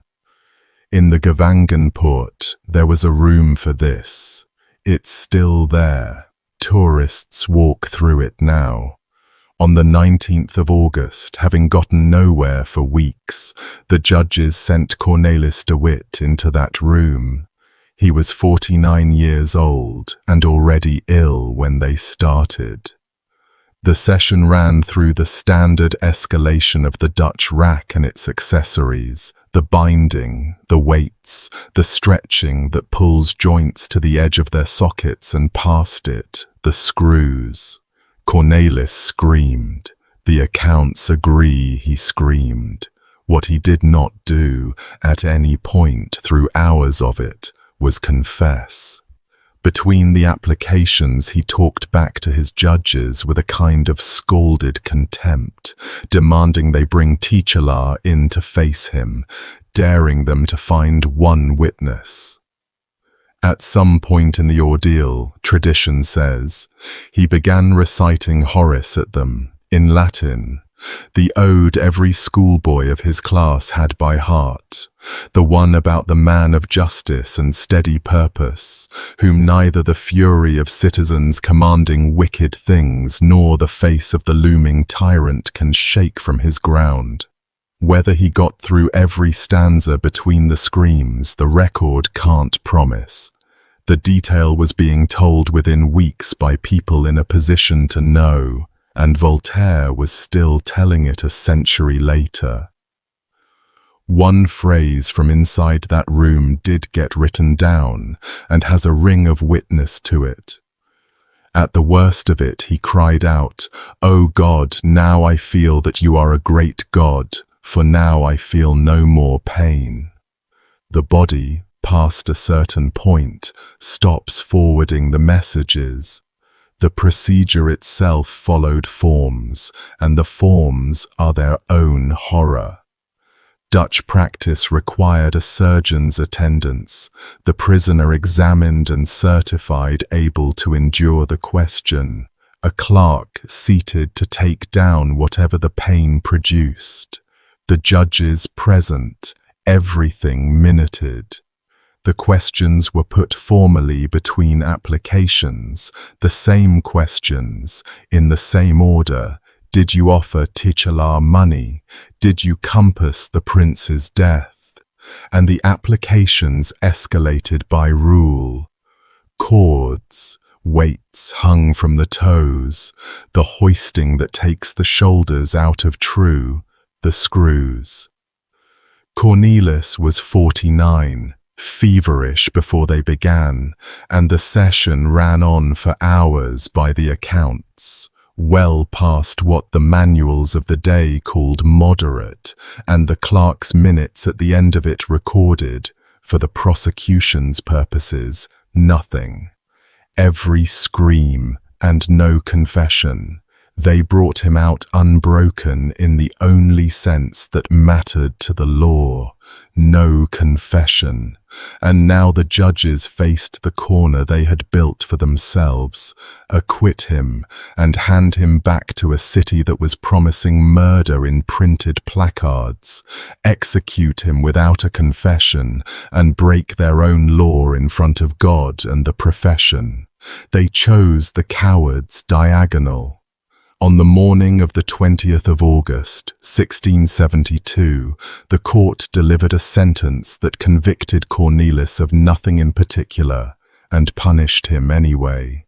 Stripped of all his offices, banished from the province for life, ordered to pay the costs of his own torture, a detail I would not dare invent. It was a verdict engineered to make everyone equally furious. Cornelis was furious in his cell, and outside the crowd heard banishment, decided the traitor was about to walk out of the country alive, and reached its own verdict. The document itself rewards a lawyer's eye, and its victims gave it one. A sentence of banishment and loss of office, under the law of the day, was a punishment for a convicted man, and yet the text convicted him of nothing nameable, and the costs clause billed him for the torture that had failed to convict him. Several sober observers wrote that morning, before anything happened, that the judgment satisfied no party and armed every one of them, and that a verdict engineered to dodge the crowd had instead handed the crowd its warrant, since if the ruard was guilty enough to punish, he was guilty enough to punish properly. and the court had visibly flinched from doing it. The crowd's lawyers, so to speak, reasoned it through in exactly those steps, out loud, on the square, all morning. The second thing about those weeks is quieter, and it concerns the older brother. Through late July and August, Johan visited Cornelis in the Gevangenpoort several times, openly, on foot, past faces in the Buitenhof that had spent the summer memorizing his. Friends begged both brothers to think about escape, and the family had the money and the connections to manage it. Neither man would run. Cornelis held that flight would right the confession the rack had failed to get. Johan would not leave his brother, and seems to have carried to the end the lawyer's faith that had steered his whole life, that the law was the country's skeleton and would hold. The evening before the sentence, an official acquaintance warned Johan almost in plain words that the Hague was no longer safe for him and that he should look to himself. He answered that he had done nothing and had nothing to fear from his countrymen. 19 years running Europe's shrewdest state, and that was his measure of the room on the last night of his life. So, the 20th of August, 1672, a Saturday, hot, close, high summer. From here, the 20th of August, almost minute by minute where the diaries permit. Half the city watched, and nobody involved felt the slightest need to hide. It starts before dawn in a tavern, around 5 in the morning, by the account of a diarist named Kop Moyer who tracked the day's movements. A small group of gentlemen met at an inn called De Boekeleer. The names attached to that meeting are worth saying slowly. Cornelis Tromp, admiral, national celebrity, and a man nursing a professional hatred of the De Witts, who had backed his rival de Ruyter and forced Tromp out of the fleet in disgrace. Willem Adriaan van Nassau-Odijk, cousin and courtier of the stadtholder. Willem van Nassau-Zuylestein, another kinsman, the prince's former guardian's son and intimate. 3 men of the innermost orange circle at a tavern at 5 in the morning on the day the sentence came down. What was said at that table went unrecorded, as tavern talk does. What the day then produced you're about to hear, and you can weigh the coincidence on your own scale. Sometime in the early morning, a message reached the house on the Nuiterdijk. The jailer's maidservant carried it, and it said, in substance, that Cornelis wished his brother to come to him at the prison. Cornelis later that morning seemed surprised to see Johan, and no note in Cornelis's hand ever surfaced, and the historians who have sifted the day generally conclude the summons was a lure, sent by someone who wanted both brothers inside one building, a building with a crowd in front of it and no back door. The Gevangenpoort had exactly one way in and out, the gate passage onto the square, and everything that follows turns on that door. At the house, Johan's daughter Anna begged him not to go. She was a teenager. She had watched her father carried in soaked in blood 8 weeks earlier, and she had ears. The placards on the walls that very morning were calling for her family's extermination.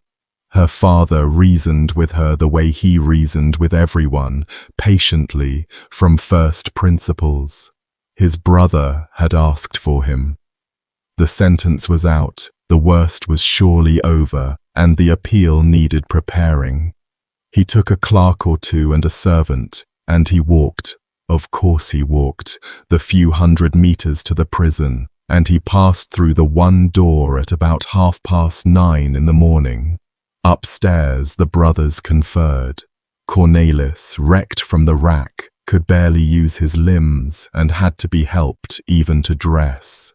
They resolved to fight the sentence, lawyers to the end, and for a little while the morning held quiet. Outside, it was already coming apart. Teacher La had been released that morning, his work as accuser complete, and instead of vanishing with his blood money, he planted himself at the prison and worked the gathering crowd like a preacher at a fair. "My freedom proves the Ruard's guilt," he told them over and over. "The traitor bought a murderer, and the judges gave him banishment. He'll slip abroad, he'll come back with the French at his heels." And the phrase more than one account puts in his mouth that morning, "Shall the man not be punished?" The crowd thickened around him by the quarter hour. Word of the sentence moved through the city's markets and church squares, and the placards did their work, and from every direction, in twos and tens, the Hague walked toward its prison, a quick sense of the ground for those who haven't stood on it. The Gevangenpoort is a squat medieval gatehouse straddling what was once the entrance from the Buitenhof, the outer court of the government complex, through to an open square called the Plaats. Step out of the prison gate and you're on the Plaats, a broad triangle ringed with fine houses. A few dozen paces to one side, at the corner by the Vijverberg, stood the scaffold, the Groene Zudje, the public execution place of the Hof van Holland, gallows and all, the same platform where Van der Graef had bled into handkerchiefs in June. Prison, square, and gallows, all within a stone's throw of each other and of the seat of government. The whole final act of this story plays out on a stage maybe 100 meters across, in the administrative heart of the country, under the windows of the courts. Through the late morning, the square filled past anything the old men of the city could remember. Word of the sentence ran outward through the markets and then beyond the walls, and people started coming in from the villages around the Hague, on foot, in carts, the way crowds travel to a fair or a hanging, and the day was promising both. A rumour moved through the press of bodies and did enormous work, that a coach stood ready behind the prison to whisk the Ruard away to exile before justice could be done, and never mind that the building offered no back way for a coach to stand behind. The rumour ran on the fear of being cheated, and geography never slowed it. Witnesses later placed Cornelis Tromp on and around the square during the day, on horseback, greeting militia officers, visible, unbothered, and whatever he said or didn't say, the sight of the fleet's most famous living officer moving easy among the armed companies landed on every man present as permission. Inside the Binnenhof, 100 paces off, the deputies of Holland could hear the square through the windows. They conferred, they wrung hands, they sent the messages to the prince you already know about, and they issued nothing and no one capable of clearing the ground. The day kept its heat. The Vijver Pond lay flat beside the Vijverberg, and the crowd, with every passing hour, taught itself its own strength. By late morning, the crowd on that stage numbered in the thousands, and it was arming itself. Contemporary lists of what people carried run through muskets, pistols, pikes, halberds, swords, hammers, iron bars, and the heavy tools of trades, and the composition of the crowd cut across the city, journeymen and porters. Yes, but also shopkeepers, guildsmen, respectable burghers, men whose names would be cheerfully recorded afterward because no one expected consequences and no one got any. Somewhere before noon came the first surge of real violence. Word rippled that the traitors were escaping, and a rush went at the prison. Around this time, Johan attempted calmly to do the obvious thing and leave. He came down intending to walk out and take his brother's cause to the courts, and at the gate the crowd's front rank met him with levelled weapons, and at least one account has a musket presented to his chest and possibly discharged past him. The clerks hauled him back inside. From that moment, roughly midday, the brothers were sealed in the box. One door, and the door was death. Armed force stood all over that square, and what it did that afternoon separates a riot from something darker. 3 bodies of armed force stood in or near that square. First, the civic militia of the Hague, the Schutterij, the armed citizen companies, called out that morning to keep order. The militia was orangist to its boots, marinated in the same sermons as the crowd, and its companies arrived at the square and settled in less like a police line than like an honor guard for what was coming. Their officers included men we've met at 5 in the morning, and one more name now steps forward. A lawyer and alderman named Johan van Banchem, an ambitious, twisting man who moved through the militia ranks that day, administering an oath that they would prevent the escape of the traitors. The city's own armed citizens, sworn that day to keep the de Witts inside the building. Second, the cavalry. 3 troops of federal horse under the Count of Tilly, a professional soldier of the old school, sat drawn up between the crowd and the prison on orders of the province's standing committee. And this force mattered because it worked. Horsemen with drawn sabres, answerable to the state rather than the sermon, held the square in check for hours. The crowd howled and pressed and threw what crowds throw, and the line held, and while it held, nobody died. Every account of the day agrees on this hinge. While Tilly stood there, the thing could not happen. Third, in theory, the army of the stadtholder himself, within reach of the Hague. Messengers went to William III in the course of that day, from frightened officials, telling him the Hague was boiling and begging him to come in person or send troops, either one. His mere name at the gates would have emptied the square. He did neither. Set that beside the fact that the French threat at that exact date had slackened, the waterline was holding, the front was quiet. The prince stayed away all day while the city that held his 2 great rivals cooked. Early afternoon, the lie arrives. An order reached Tilly, and it reached him verbally, instructing him to withdraw his cavalry from the square and ride to the town gates, where, the order said, bands of marauding peasants were approaching to plunder the Hague.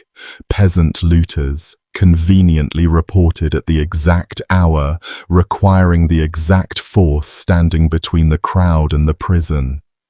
Tilly, an old professional, smelled it instantly. He refused a verbal instruction and demanded it in writing, signed. The writing came.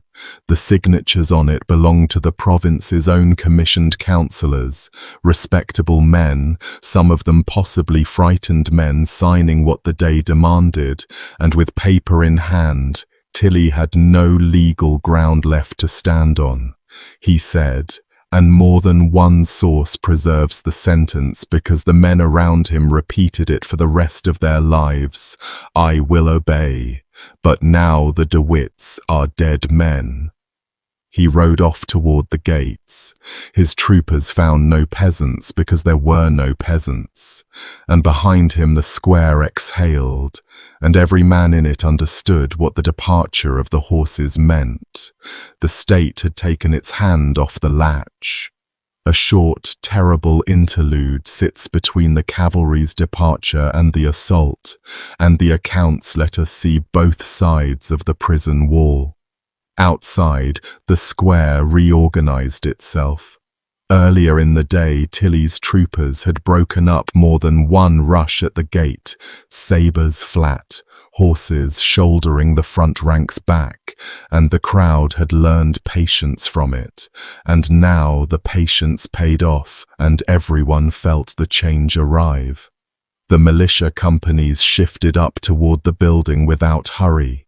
Men checked flints and blades openly. Inside, the brothers heard the withdrawal happen, hooves on the paving of the Buitenhof carry, and a man who had counted votes for 19 years could count departing horses and understand precisely what the number meant. The tradition of their last hour in the chamber has Cornelis stretched on the bed, past standing, and Johan beside him, and the two of them settling accounts with each other and with God, while the noise below the window changed pitch. The jailer's family cowered on the lower floor and waited, like everyone else in the building, for the door to start booming. Tilly's own conduct that day, for the record, is the reason the machinery can be timed at all. He talked afterward, bitterly, and to anyone official who would listen, and his officers talked, and the written order with its signatures survived. So the withdrawal that made the murders possible stands among the best documented false orders in Dutch history. Whoever invented the peasants never had to answer for them either. What follows took perhaps an hour. The militia companies moved up to the prison in good order, and good order is the phrase that matters because observers that day and historians ever since have remarked on how little this resembled a frenzy. It resembled a procedure. A blacksmith named Hendrik Bourgeois and a silversmith named Hendrik Verhoef came to the front, Verhoef carrying, along with his weapons, a public promise. He had boasted to a city official's face that before the day ended he would bring him the hearts of the two traitors, and he said it, witnesses agreed, like a man stating his afternoon errand, and he is about to keep it to the letter. Sledgehammers came out. The prison door boomed under the blows, while the jailer and his family cowered and the crowd counted the strokes, and somewhere above, in a small room with one window and one stair, the two most hated men in the Republic listened to their door being beaten down and understood everything. Accounts of the last minutes inside differ on small points and agree on the shape. The brothers said goodbye to each other. Some tellings have Johan taking up a book of scripture and the two of them at prayer as the stair filled with boots. Take the detail as tradition if you like, it changes nothing that follows. The door gave. Armed men packed the room, screaming at the traitors to come down. Cornelis could barely walk. The rack had seen to that, so they beat him along, and witnesses describe him being struck and shoved down the stairway, sprawling, hauled up, struck along the passage. Johan they marched. At the threshold of the gate, at the edge of the daylight, one of the militiamen bellowed the sentence the whole square had gathered to hear, that the traitors were coming out, and the mass of people on the Platz surged toward the one door like water toward a broken lock. Johan came through the gate first, upright. A pike took him. A musket butt came down on his skull, blades came in from the press, and within moments, steps from the door, he went down. Somewhere in the tangle he was heard, and several sources carry the words, lifting his hands and saying something to the effect of, "Men, what are you doing?" This is not what you want. He knew crowds. He had judged this country's moods for 19 years, brilliantly, and he spent his last breath appealing to a reason that had left the square hours before. Cornelis they dragged out behind him and threw down beside him, and the front rank levelled muskets into the two men on the ground and fired, and kept firing as new barrels pushed forward, dozens of shots into bodies already still, every man wanting to be able to say he had fired into the traitors. The brothers were almost certainly dead within the first minutes at the gate. Johan from the shots into his face and body, Cornelis from the mass of violence on a frame the rack had already half killed. Almost certainly. The crowd was not finished, and everything you've heard so far is the merciful part. The moment the shooting stopped, a roar went up that people claimed to have heard across half the city, and the news ran outward street by street ahead of any messenger. The ring around the two bodies packed so tight that men climbed on one another to see, and witnesses describe hands and cloths going into the blood on the cobbles. Kept afterward, the Van de Graaf gesture returned with everything reversed, relics of the traitors this time, proof of presence for the grandchildren.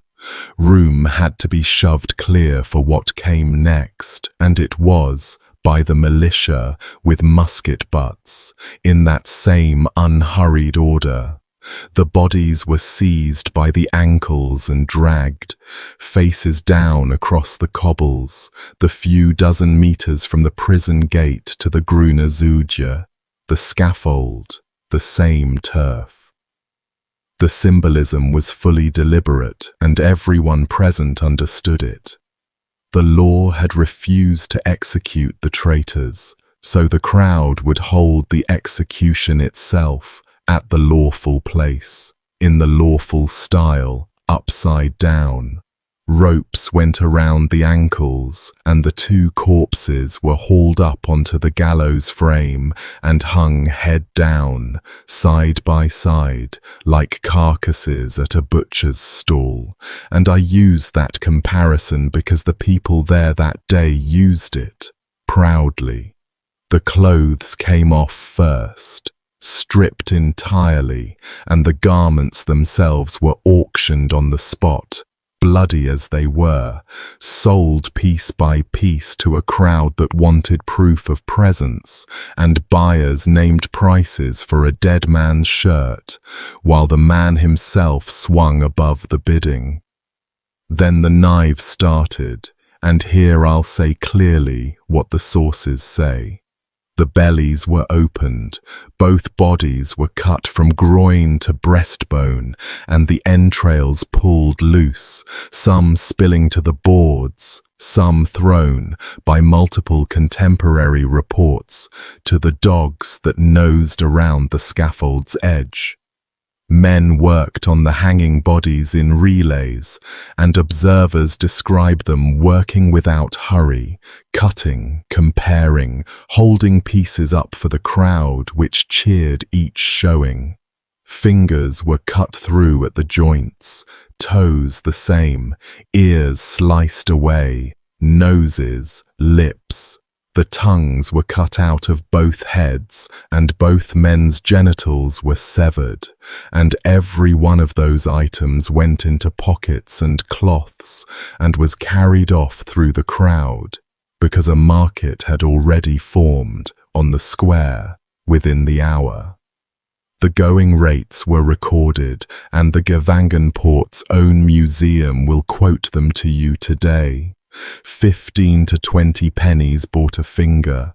An ear ran 25 to 30. A toe could be had for 10. Cheap enough for a journeyman's wages, and the stock moved briskly, and pieces of the brothers surfaced for years afterward, nailed up or displayed under glass in taverns around the Hague. Conversation pieces, the way another pub might mount a stag's head. The apparatus itself was the point. The whip was the hoisting gallows of the Hof van Holland, a stout frame with a crossbeam built for public punishments, standing on the scaffold platform for all to see. And militiamen ran the ropes over the beam and hauled the two bodies up by the ankle bindings and made them fast, hanging them at a working height, deliberately low enough to reach. The clothes came off first, as I said, and the bidding for them ran brisk, coins held up, garments handed back over heads through the crowd, and pieces cut from the bodies in the hours that followed were carried off wet and, the accounts note, dried by their new owners at home for keeping, cured like anything else worth preserving. Hendrik Verhoef, the silversmith, kept his morning promise. He climbed to the bodies and cut the heart out of each man, first Cornelis, then Johan, reaching into the opened chests and carving the organs free, and he carried them to the official he had made his boast to, and then he kept them, preserved, and for years afterward Verhoef would produce the hearts of the de Witt brothers and show them to interested visitors, and accounts speak of them displayed like curiosities, dried or sitting in preservative. Nothing ever happened to him for it. He lived another 38 years, a craftsman of Utrecht with 2 human hearts among his effects, and died in his own bed in 1710. And the eating. I told you at the start, and I meant it literally, and so did the people who wrote it down that week. Members of the crowd cut strips and pieces from the bodies. Livers are named specifically in multiple accounts, and roasted them at fires kindled nearby, and ate them publicly, boasting. Others, the accounts say, didn't wait for fire. Pieces of the brothers were eaten raw off knife points in front of witnesses. One report has a man swallowing an eyeball. Another describes flesh carried away wrapped in paper like a purchase from a cookshop to be eaten elsewhere or shown at home. However far each individual story stretches, the core stands on many independent legs. Pamphlets, diaries, letters, including from people sympathetic to the crowd who saw no shame in reporting it. In the capital of the most sophisticated commercial civilization on earth, in the age of Rembrandt and Spinoza and the microscope, human beings queued to eat pieces of their former head of government, and went home and told the story at supper as a good day's patriotism. Understand also what the crowd thought it was doing, because the ritual had a grammar and every Dutchman present could pass it. Hanging by the feet was the traitor's posture, the shameful inversion done to criminals' corpses and to Judas in 100 paintings. Opening the body and destroying the heart echoed the formal penalty for high treason that courts imposed in extreme cases, the cutting out of the false heart. The crowd was performing the state's own highest punishment, borrowing the state's own stage to do it, correcting as it saw itself the court's failure of nerve that morning, which makes it worse. To my ear. A frenzy you can almost forgive the species. This had order. People took turns. The bodies hung there through the evening as thousands filed past to look. Parents brought children and lifted them up to see the traitors, and we know because some of those children, decades later, as old men and women, told of being carried to the scaffold that evening. And one grim family story from the period has a father making his small son take a bite, so the boy would remember. As the light failed, someone thought to fetch a painter. A canvas survives, attributed to Johan de Witt, a fashionable portraitist, and a note on the back records that it was painted from life, if that's the phrase, at 11 o'clock that night by torchlight. It hangs in the Rijksmuseum now, and it is very hard to look at. Two pale, opened bodies head down against the dark, ribs and emptied bellies, the stumps where fingers had been, and it spares the viewer nothing because nobody at the time wanted sparing. Prints of the scene sold in the thousands within weeks, and print sellers did brisk business off the dead men for months. Deep in the night, when the square finally emptied, the family's people came.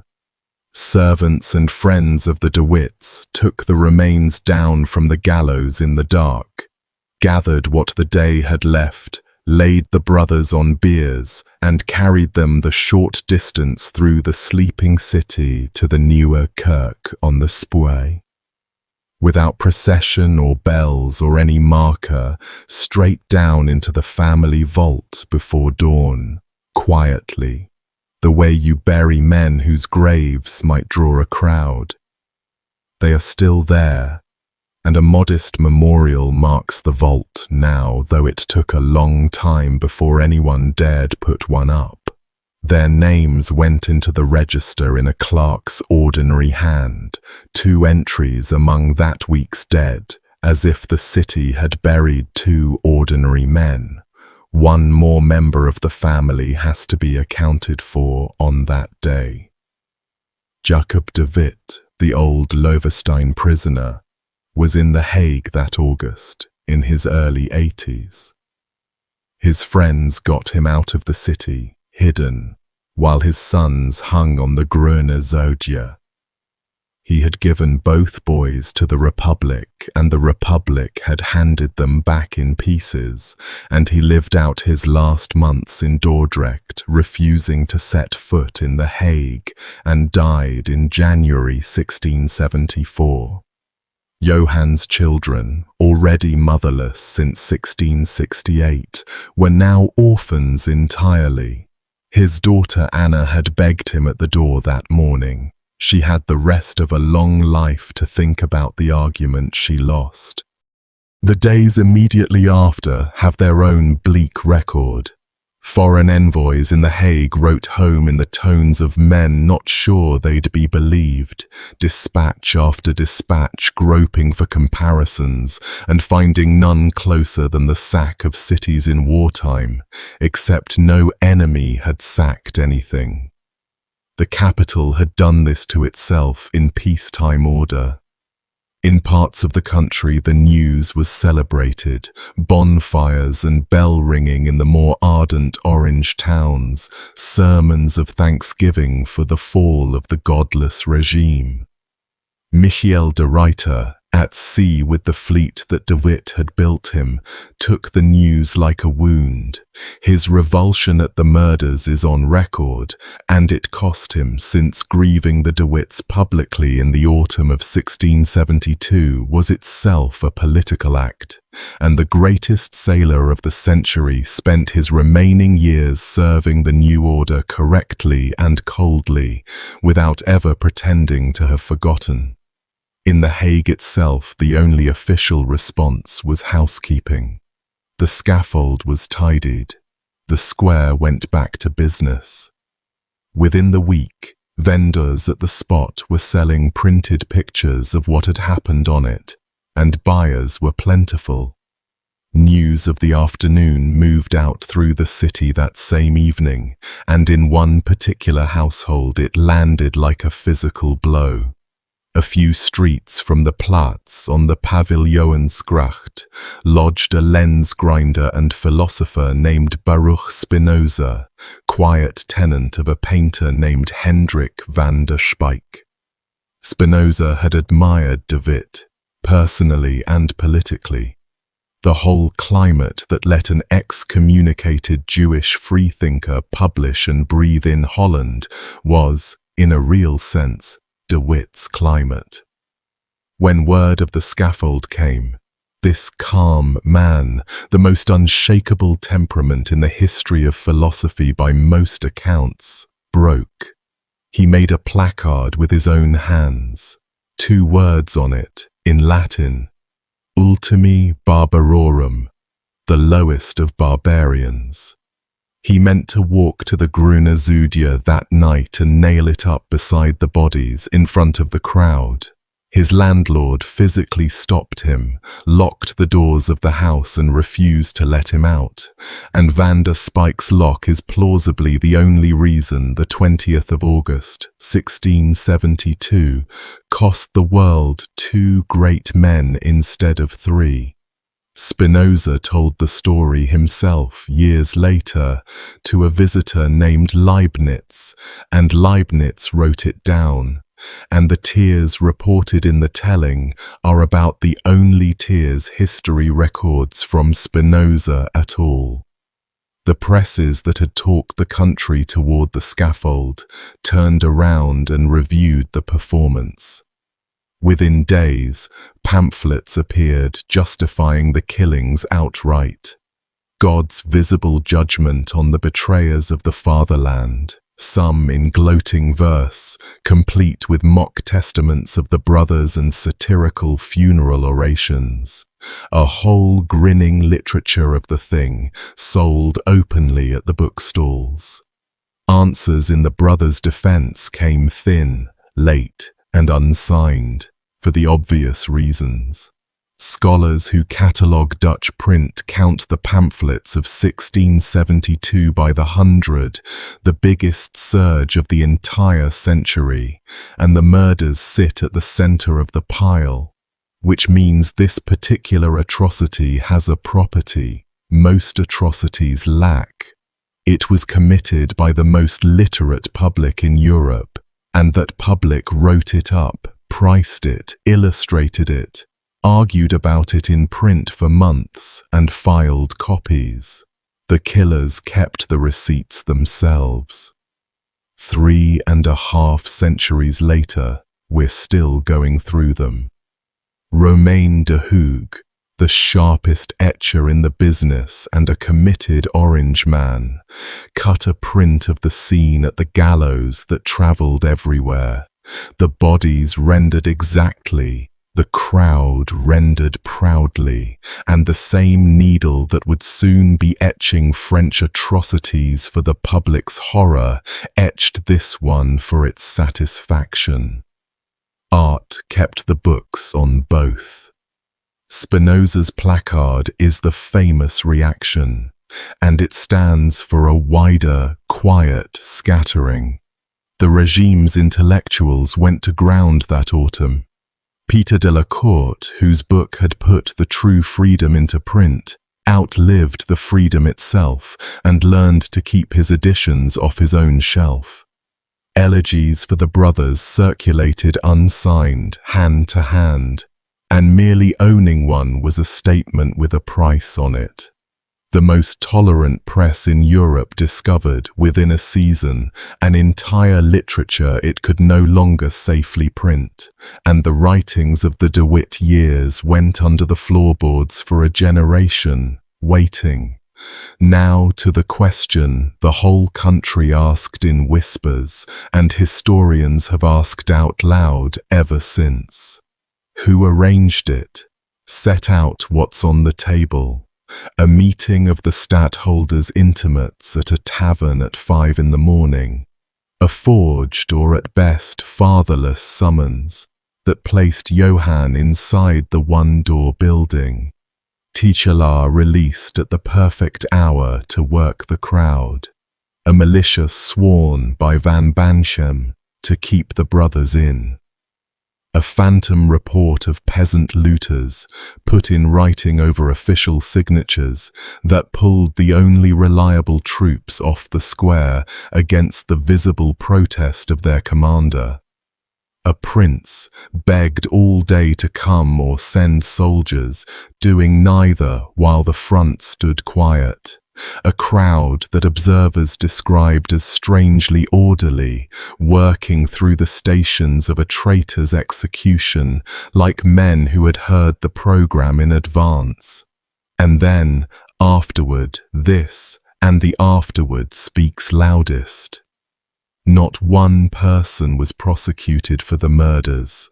Not one, ever, out of thousands of participants in broad daylight in the capital, most of them known by name, many of them boasting for the rest of their lives.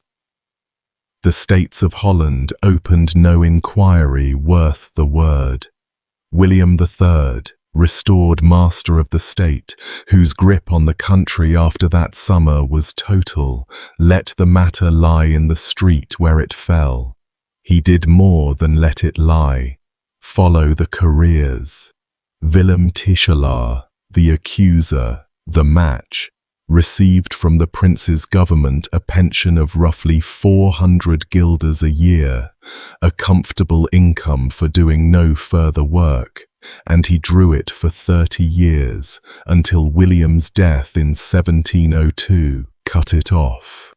He got a minor office in Putten too, Cornelis's old territory, where he conducted himself so badly they eventually threw him out.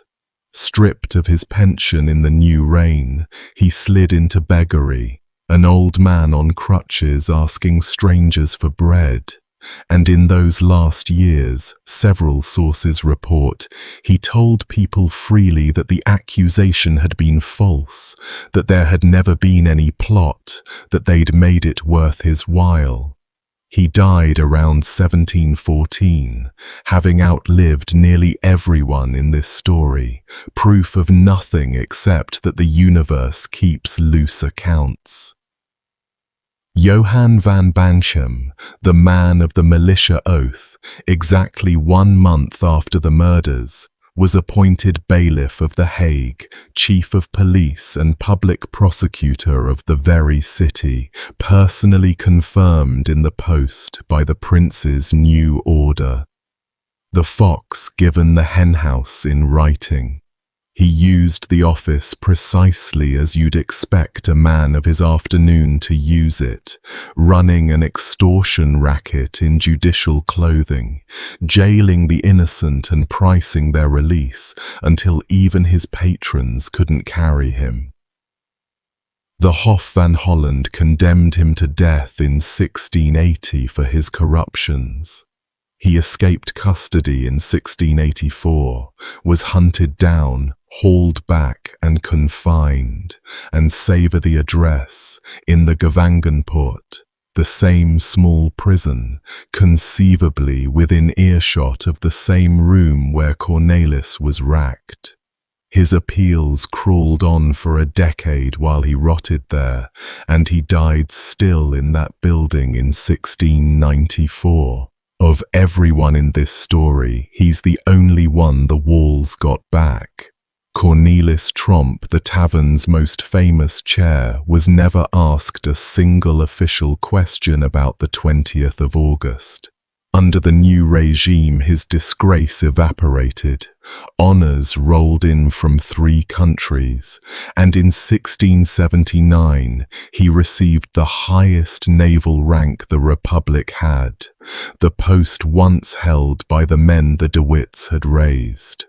He died full of glory in 1691. Johan de Witt, a Rotterdam schemer with old debts to the de Witts and a hand widely reported in the day's arrangements, had been living under a death sentence in absentia for earlier treason. Within weeks of the murders, he had a full pardon and a plum city office. Years later, he went down for financial crimes, banished in 1689 until his daughter bought his ransom for 20,000 guilders, and he died rich enough in 1692. Odijk and Zuilenstein, the other names from de Beauclerc, prospered in the prince's service without interruption, embassies, commands, honours, straight through. And William himself said, on the record, almost nothing.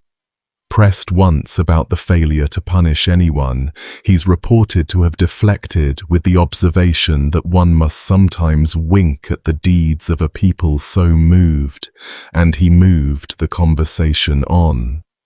He wore mourning for no one, ordered no masses of state regret, and governed for 30 more years, took the English throne in 1688 and died in 1702 as the most celebrated Protestant monarch in the world. And in all those years he never permitted the events of that Saturday to be examined by anybody with subpoena power.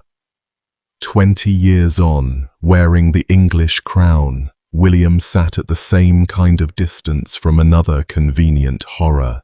The massacre at Glencoe, soldiers doing dreadful work under his commission while the king was officially looking elsewhere, and the argument over how much he knew runs on the same rails as this one: absence, profit, and no signature anywhere. Some men are unlucky in their catastrophes twice. Historians split, honestly, on the final step. Some, and they have real arguments, see a young prince surprised by the storm, unwilling to spend his brand new popularity protecting two men he had every reason to hate, guilty of cold omission rather than design. Others trace the tavern, the letter, the oath, the phantom peasants, the pension list, and find a shape too articulated for weather. The paper trail into William's own hand does not exist, and men that patient rarely leave one. I'll only say that everything the day required to happen, happened on time, and everyone who made it happen was paid, and you can make of that what you will. The war itself ground on for 6 more years after the murders, and its first winter supplied a coda nobody in Holland missed.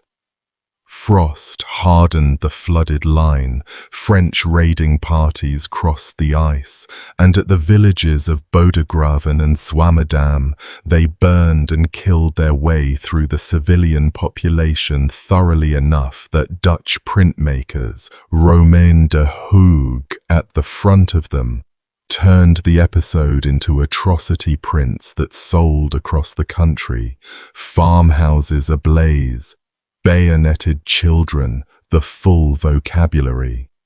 The same public that had stripped 2 of its own statesmen to the bone in August spent that winter passing around engravings of enemy barbarity. The Republic held regardless, the line held. And the peace eventually signed in 1678 left the country intact and trading. An outcome financed, at the bottom of every ledger, by the credit system a dead man in the newer kirk had spent 19 years building. The purge that followed was bloodless, thorough, and very quiet.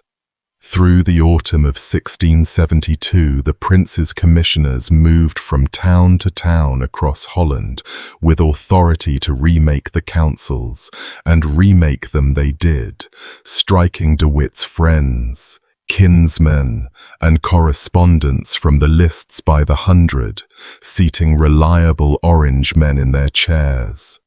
The Dutch have a dry administrative word for it, the changing of the law, and that's how it looks in the archives.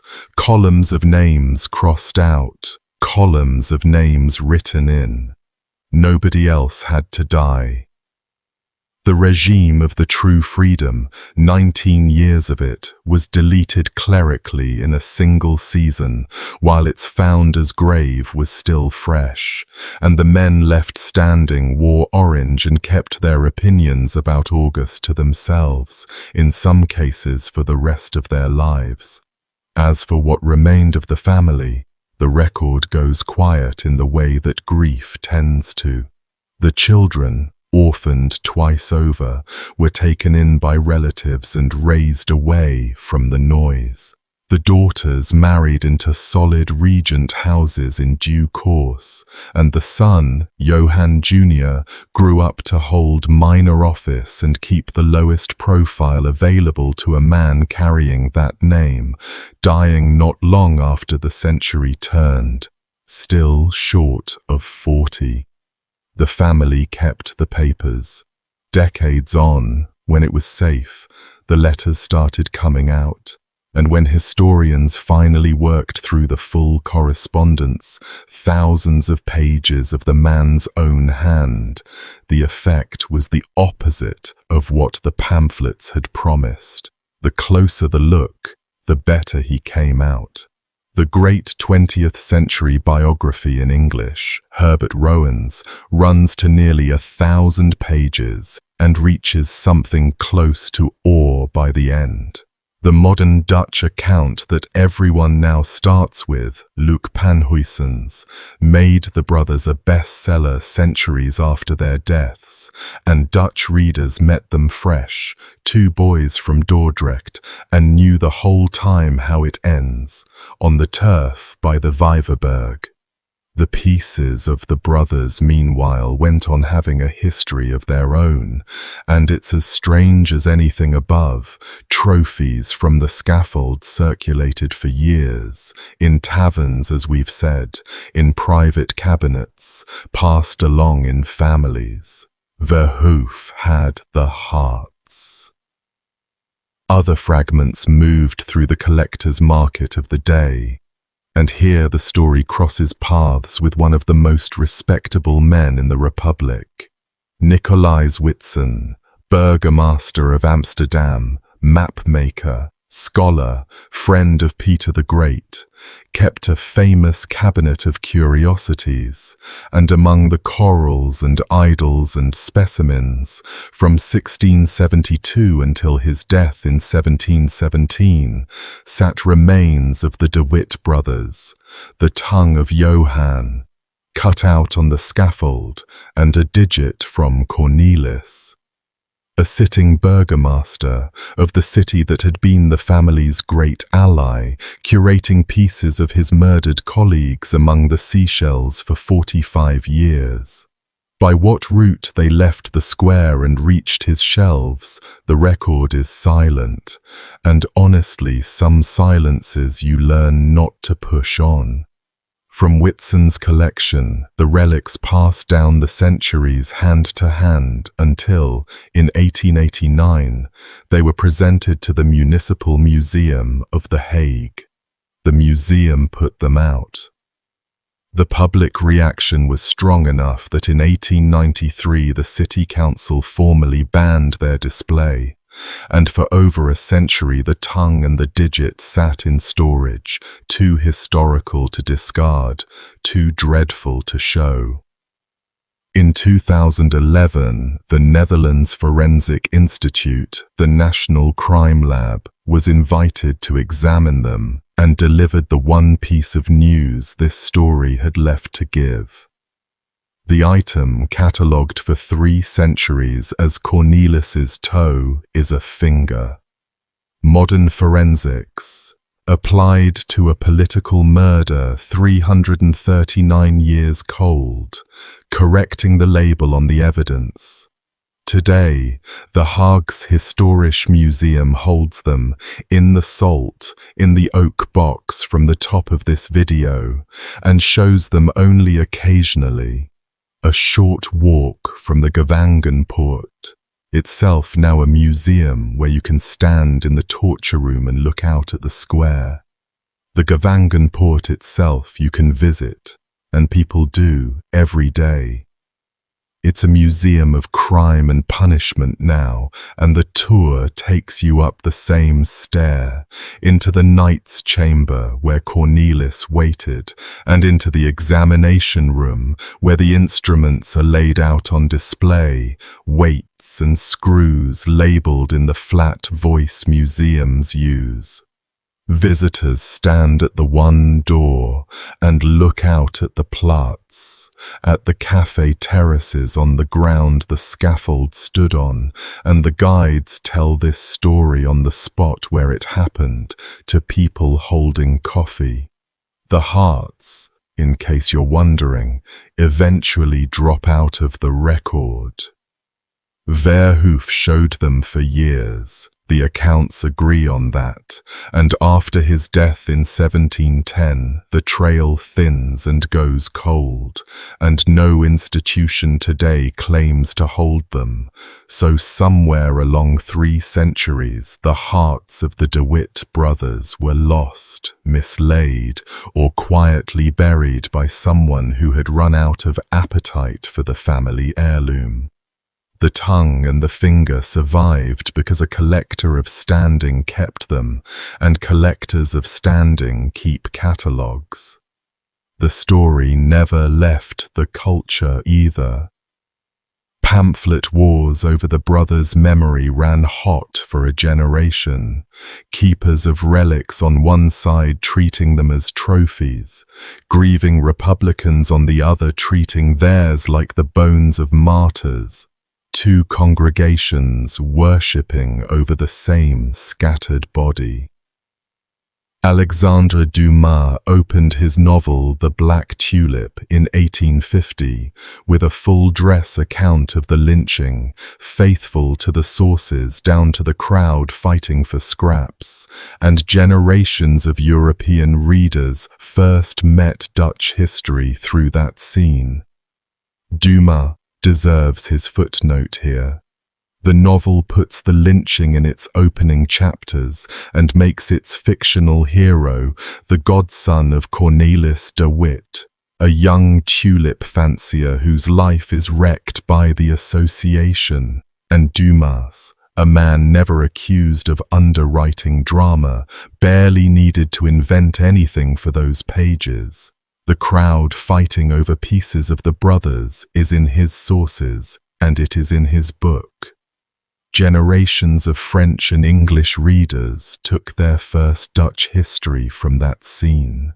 And Spinoza's 2 words had their own afterlife, ultimi barbarorum, surfacing ever since wherever civilized places do uncivilized things, a phrase minted a few streets from the scaffold on the night itself.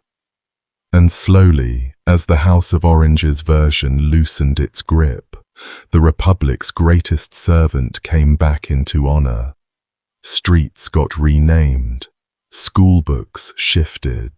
In 1918, the city of The Hague raised a bronze statue of Johan de Witt, and they placed it on the Platz, the square itself. He stands in his robes, papers in one hand, and his other arm is extended, 2 fingers pointing, and follow the line of those fingers, and they aim across the cobbles at the ground beside the old prison gate, the spot where he died. The city set him up to point at it forever. As municipal apologies go, it has a certain Dutch directness. Dordrecht raised the brothers together in bronze as well, side by side in the town that made them. And the historians came around long ago.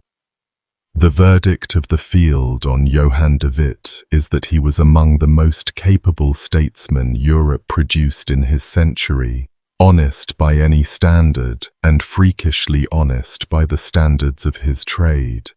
A man who died without ever having enriched himself from 2 decades atop the richest state on earth.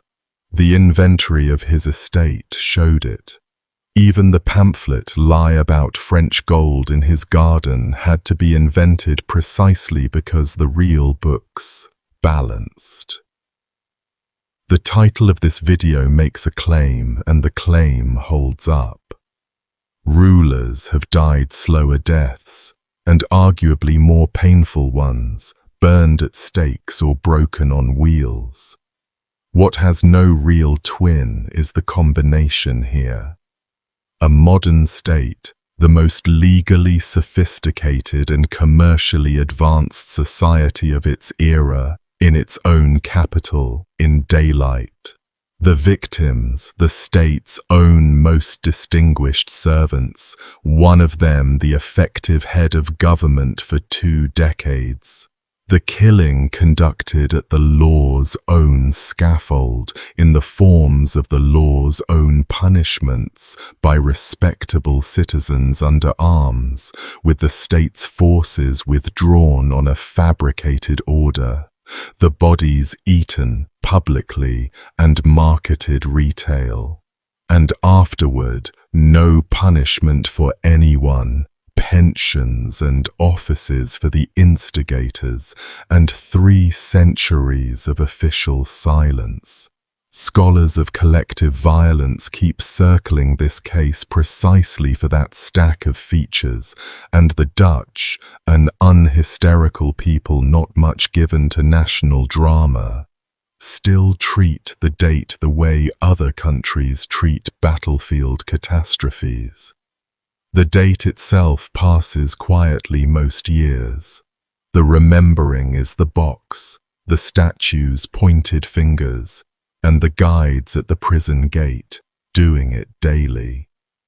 In 2022, the Netherlands marked the 350th year of the Rampjaar, with exhibitions and a fresh shelf of books, and the murder of the brothers sat at the center of all of it, the wound inside the wound. Dordrecht keeps its bronze of the 2 of them together side by side in the town where they were boys. Streets and squares carry Johan's name across the country now, and so, with a straight face, does a warship.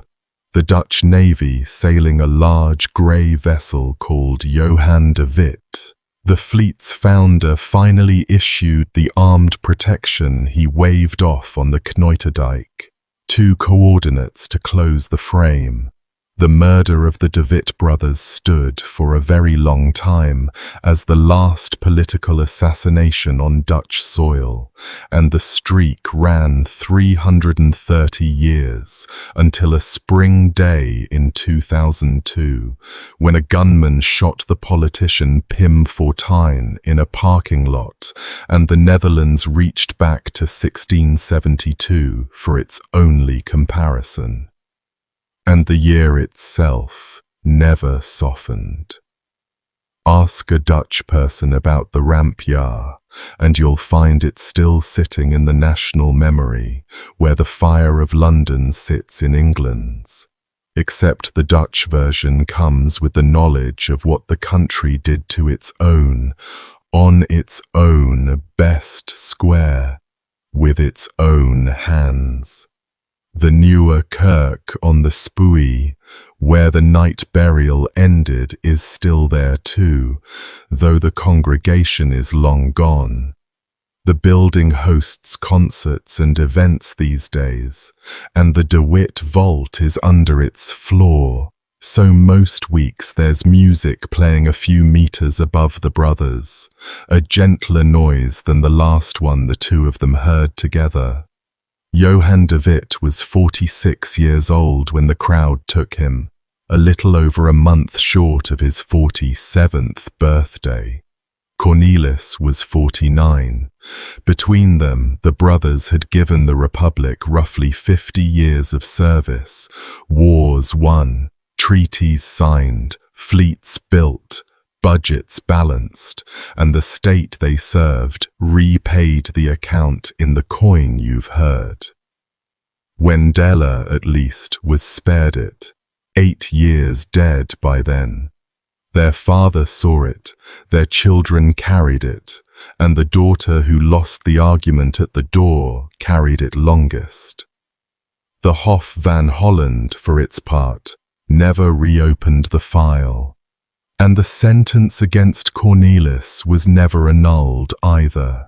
So the last legal word the Republic ever spoke about the hero of the Medway is a conviction for nothing in particular, with costs. Paper outlives shame.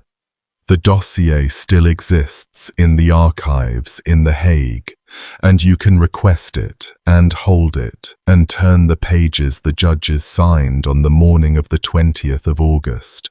If you ever find yourself in The Hague, the whole geography of this story waits inside 5 minutes of slow walking. The Binnenhof, where he governed. The Knoiterdijk, where the knives found him in June. The Gevangenpoort, with its one door and its upstairs room. The Platz, busy with cafe tables now, over the ground where the scaffold drank. The statue, pointing. The house on the Knoiterdijk still stands as well, tall and plain and carrying his name, a working building now, and people pass its door all day without looking up. And in the museum nearby, mostly unseen, the oak box where the salt goes on doing its job, preserving the tongue that argued 19 years for the idea that a country could be governed by reason, and the finger of the brother who never signed the confession. Johan de Witt walked out of his front door on a hot Saturday morning to visit Cornelis, a few hundred meters, the same streets he'd walked unguarded half his life. It's less than a minute's walk from where his statue stands to the door he went in through. He never came back out on his feet, and the country he built lived on the water he'd held back and buried him in the dark. All right, that's where I'll leave it. If you made it this far, you're the reason these long ones exist, so thank you, truly. Drop your thoughts below.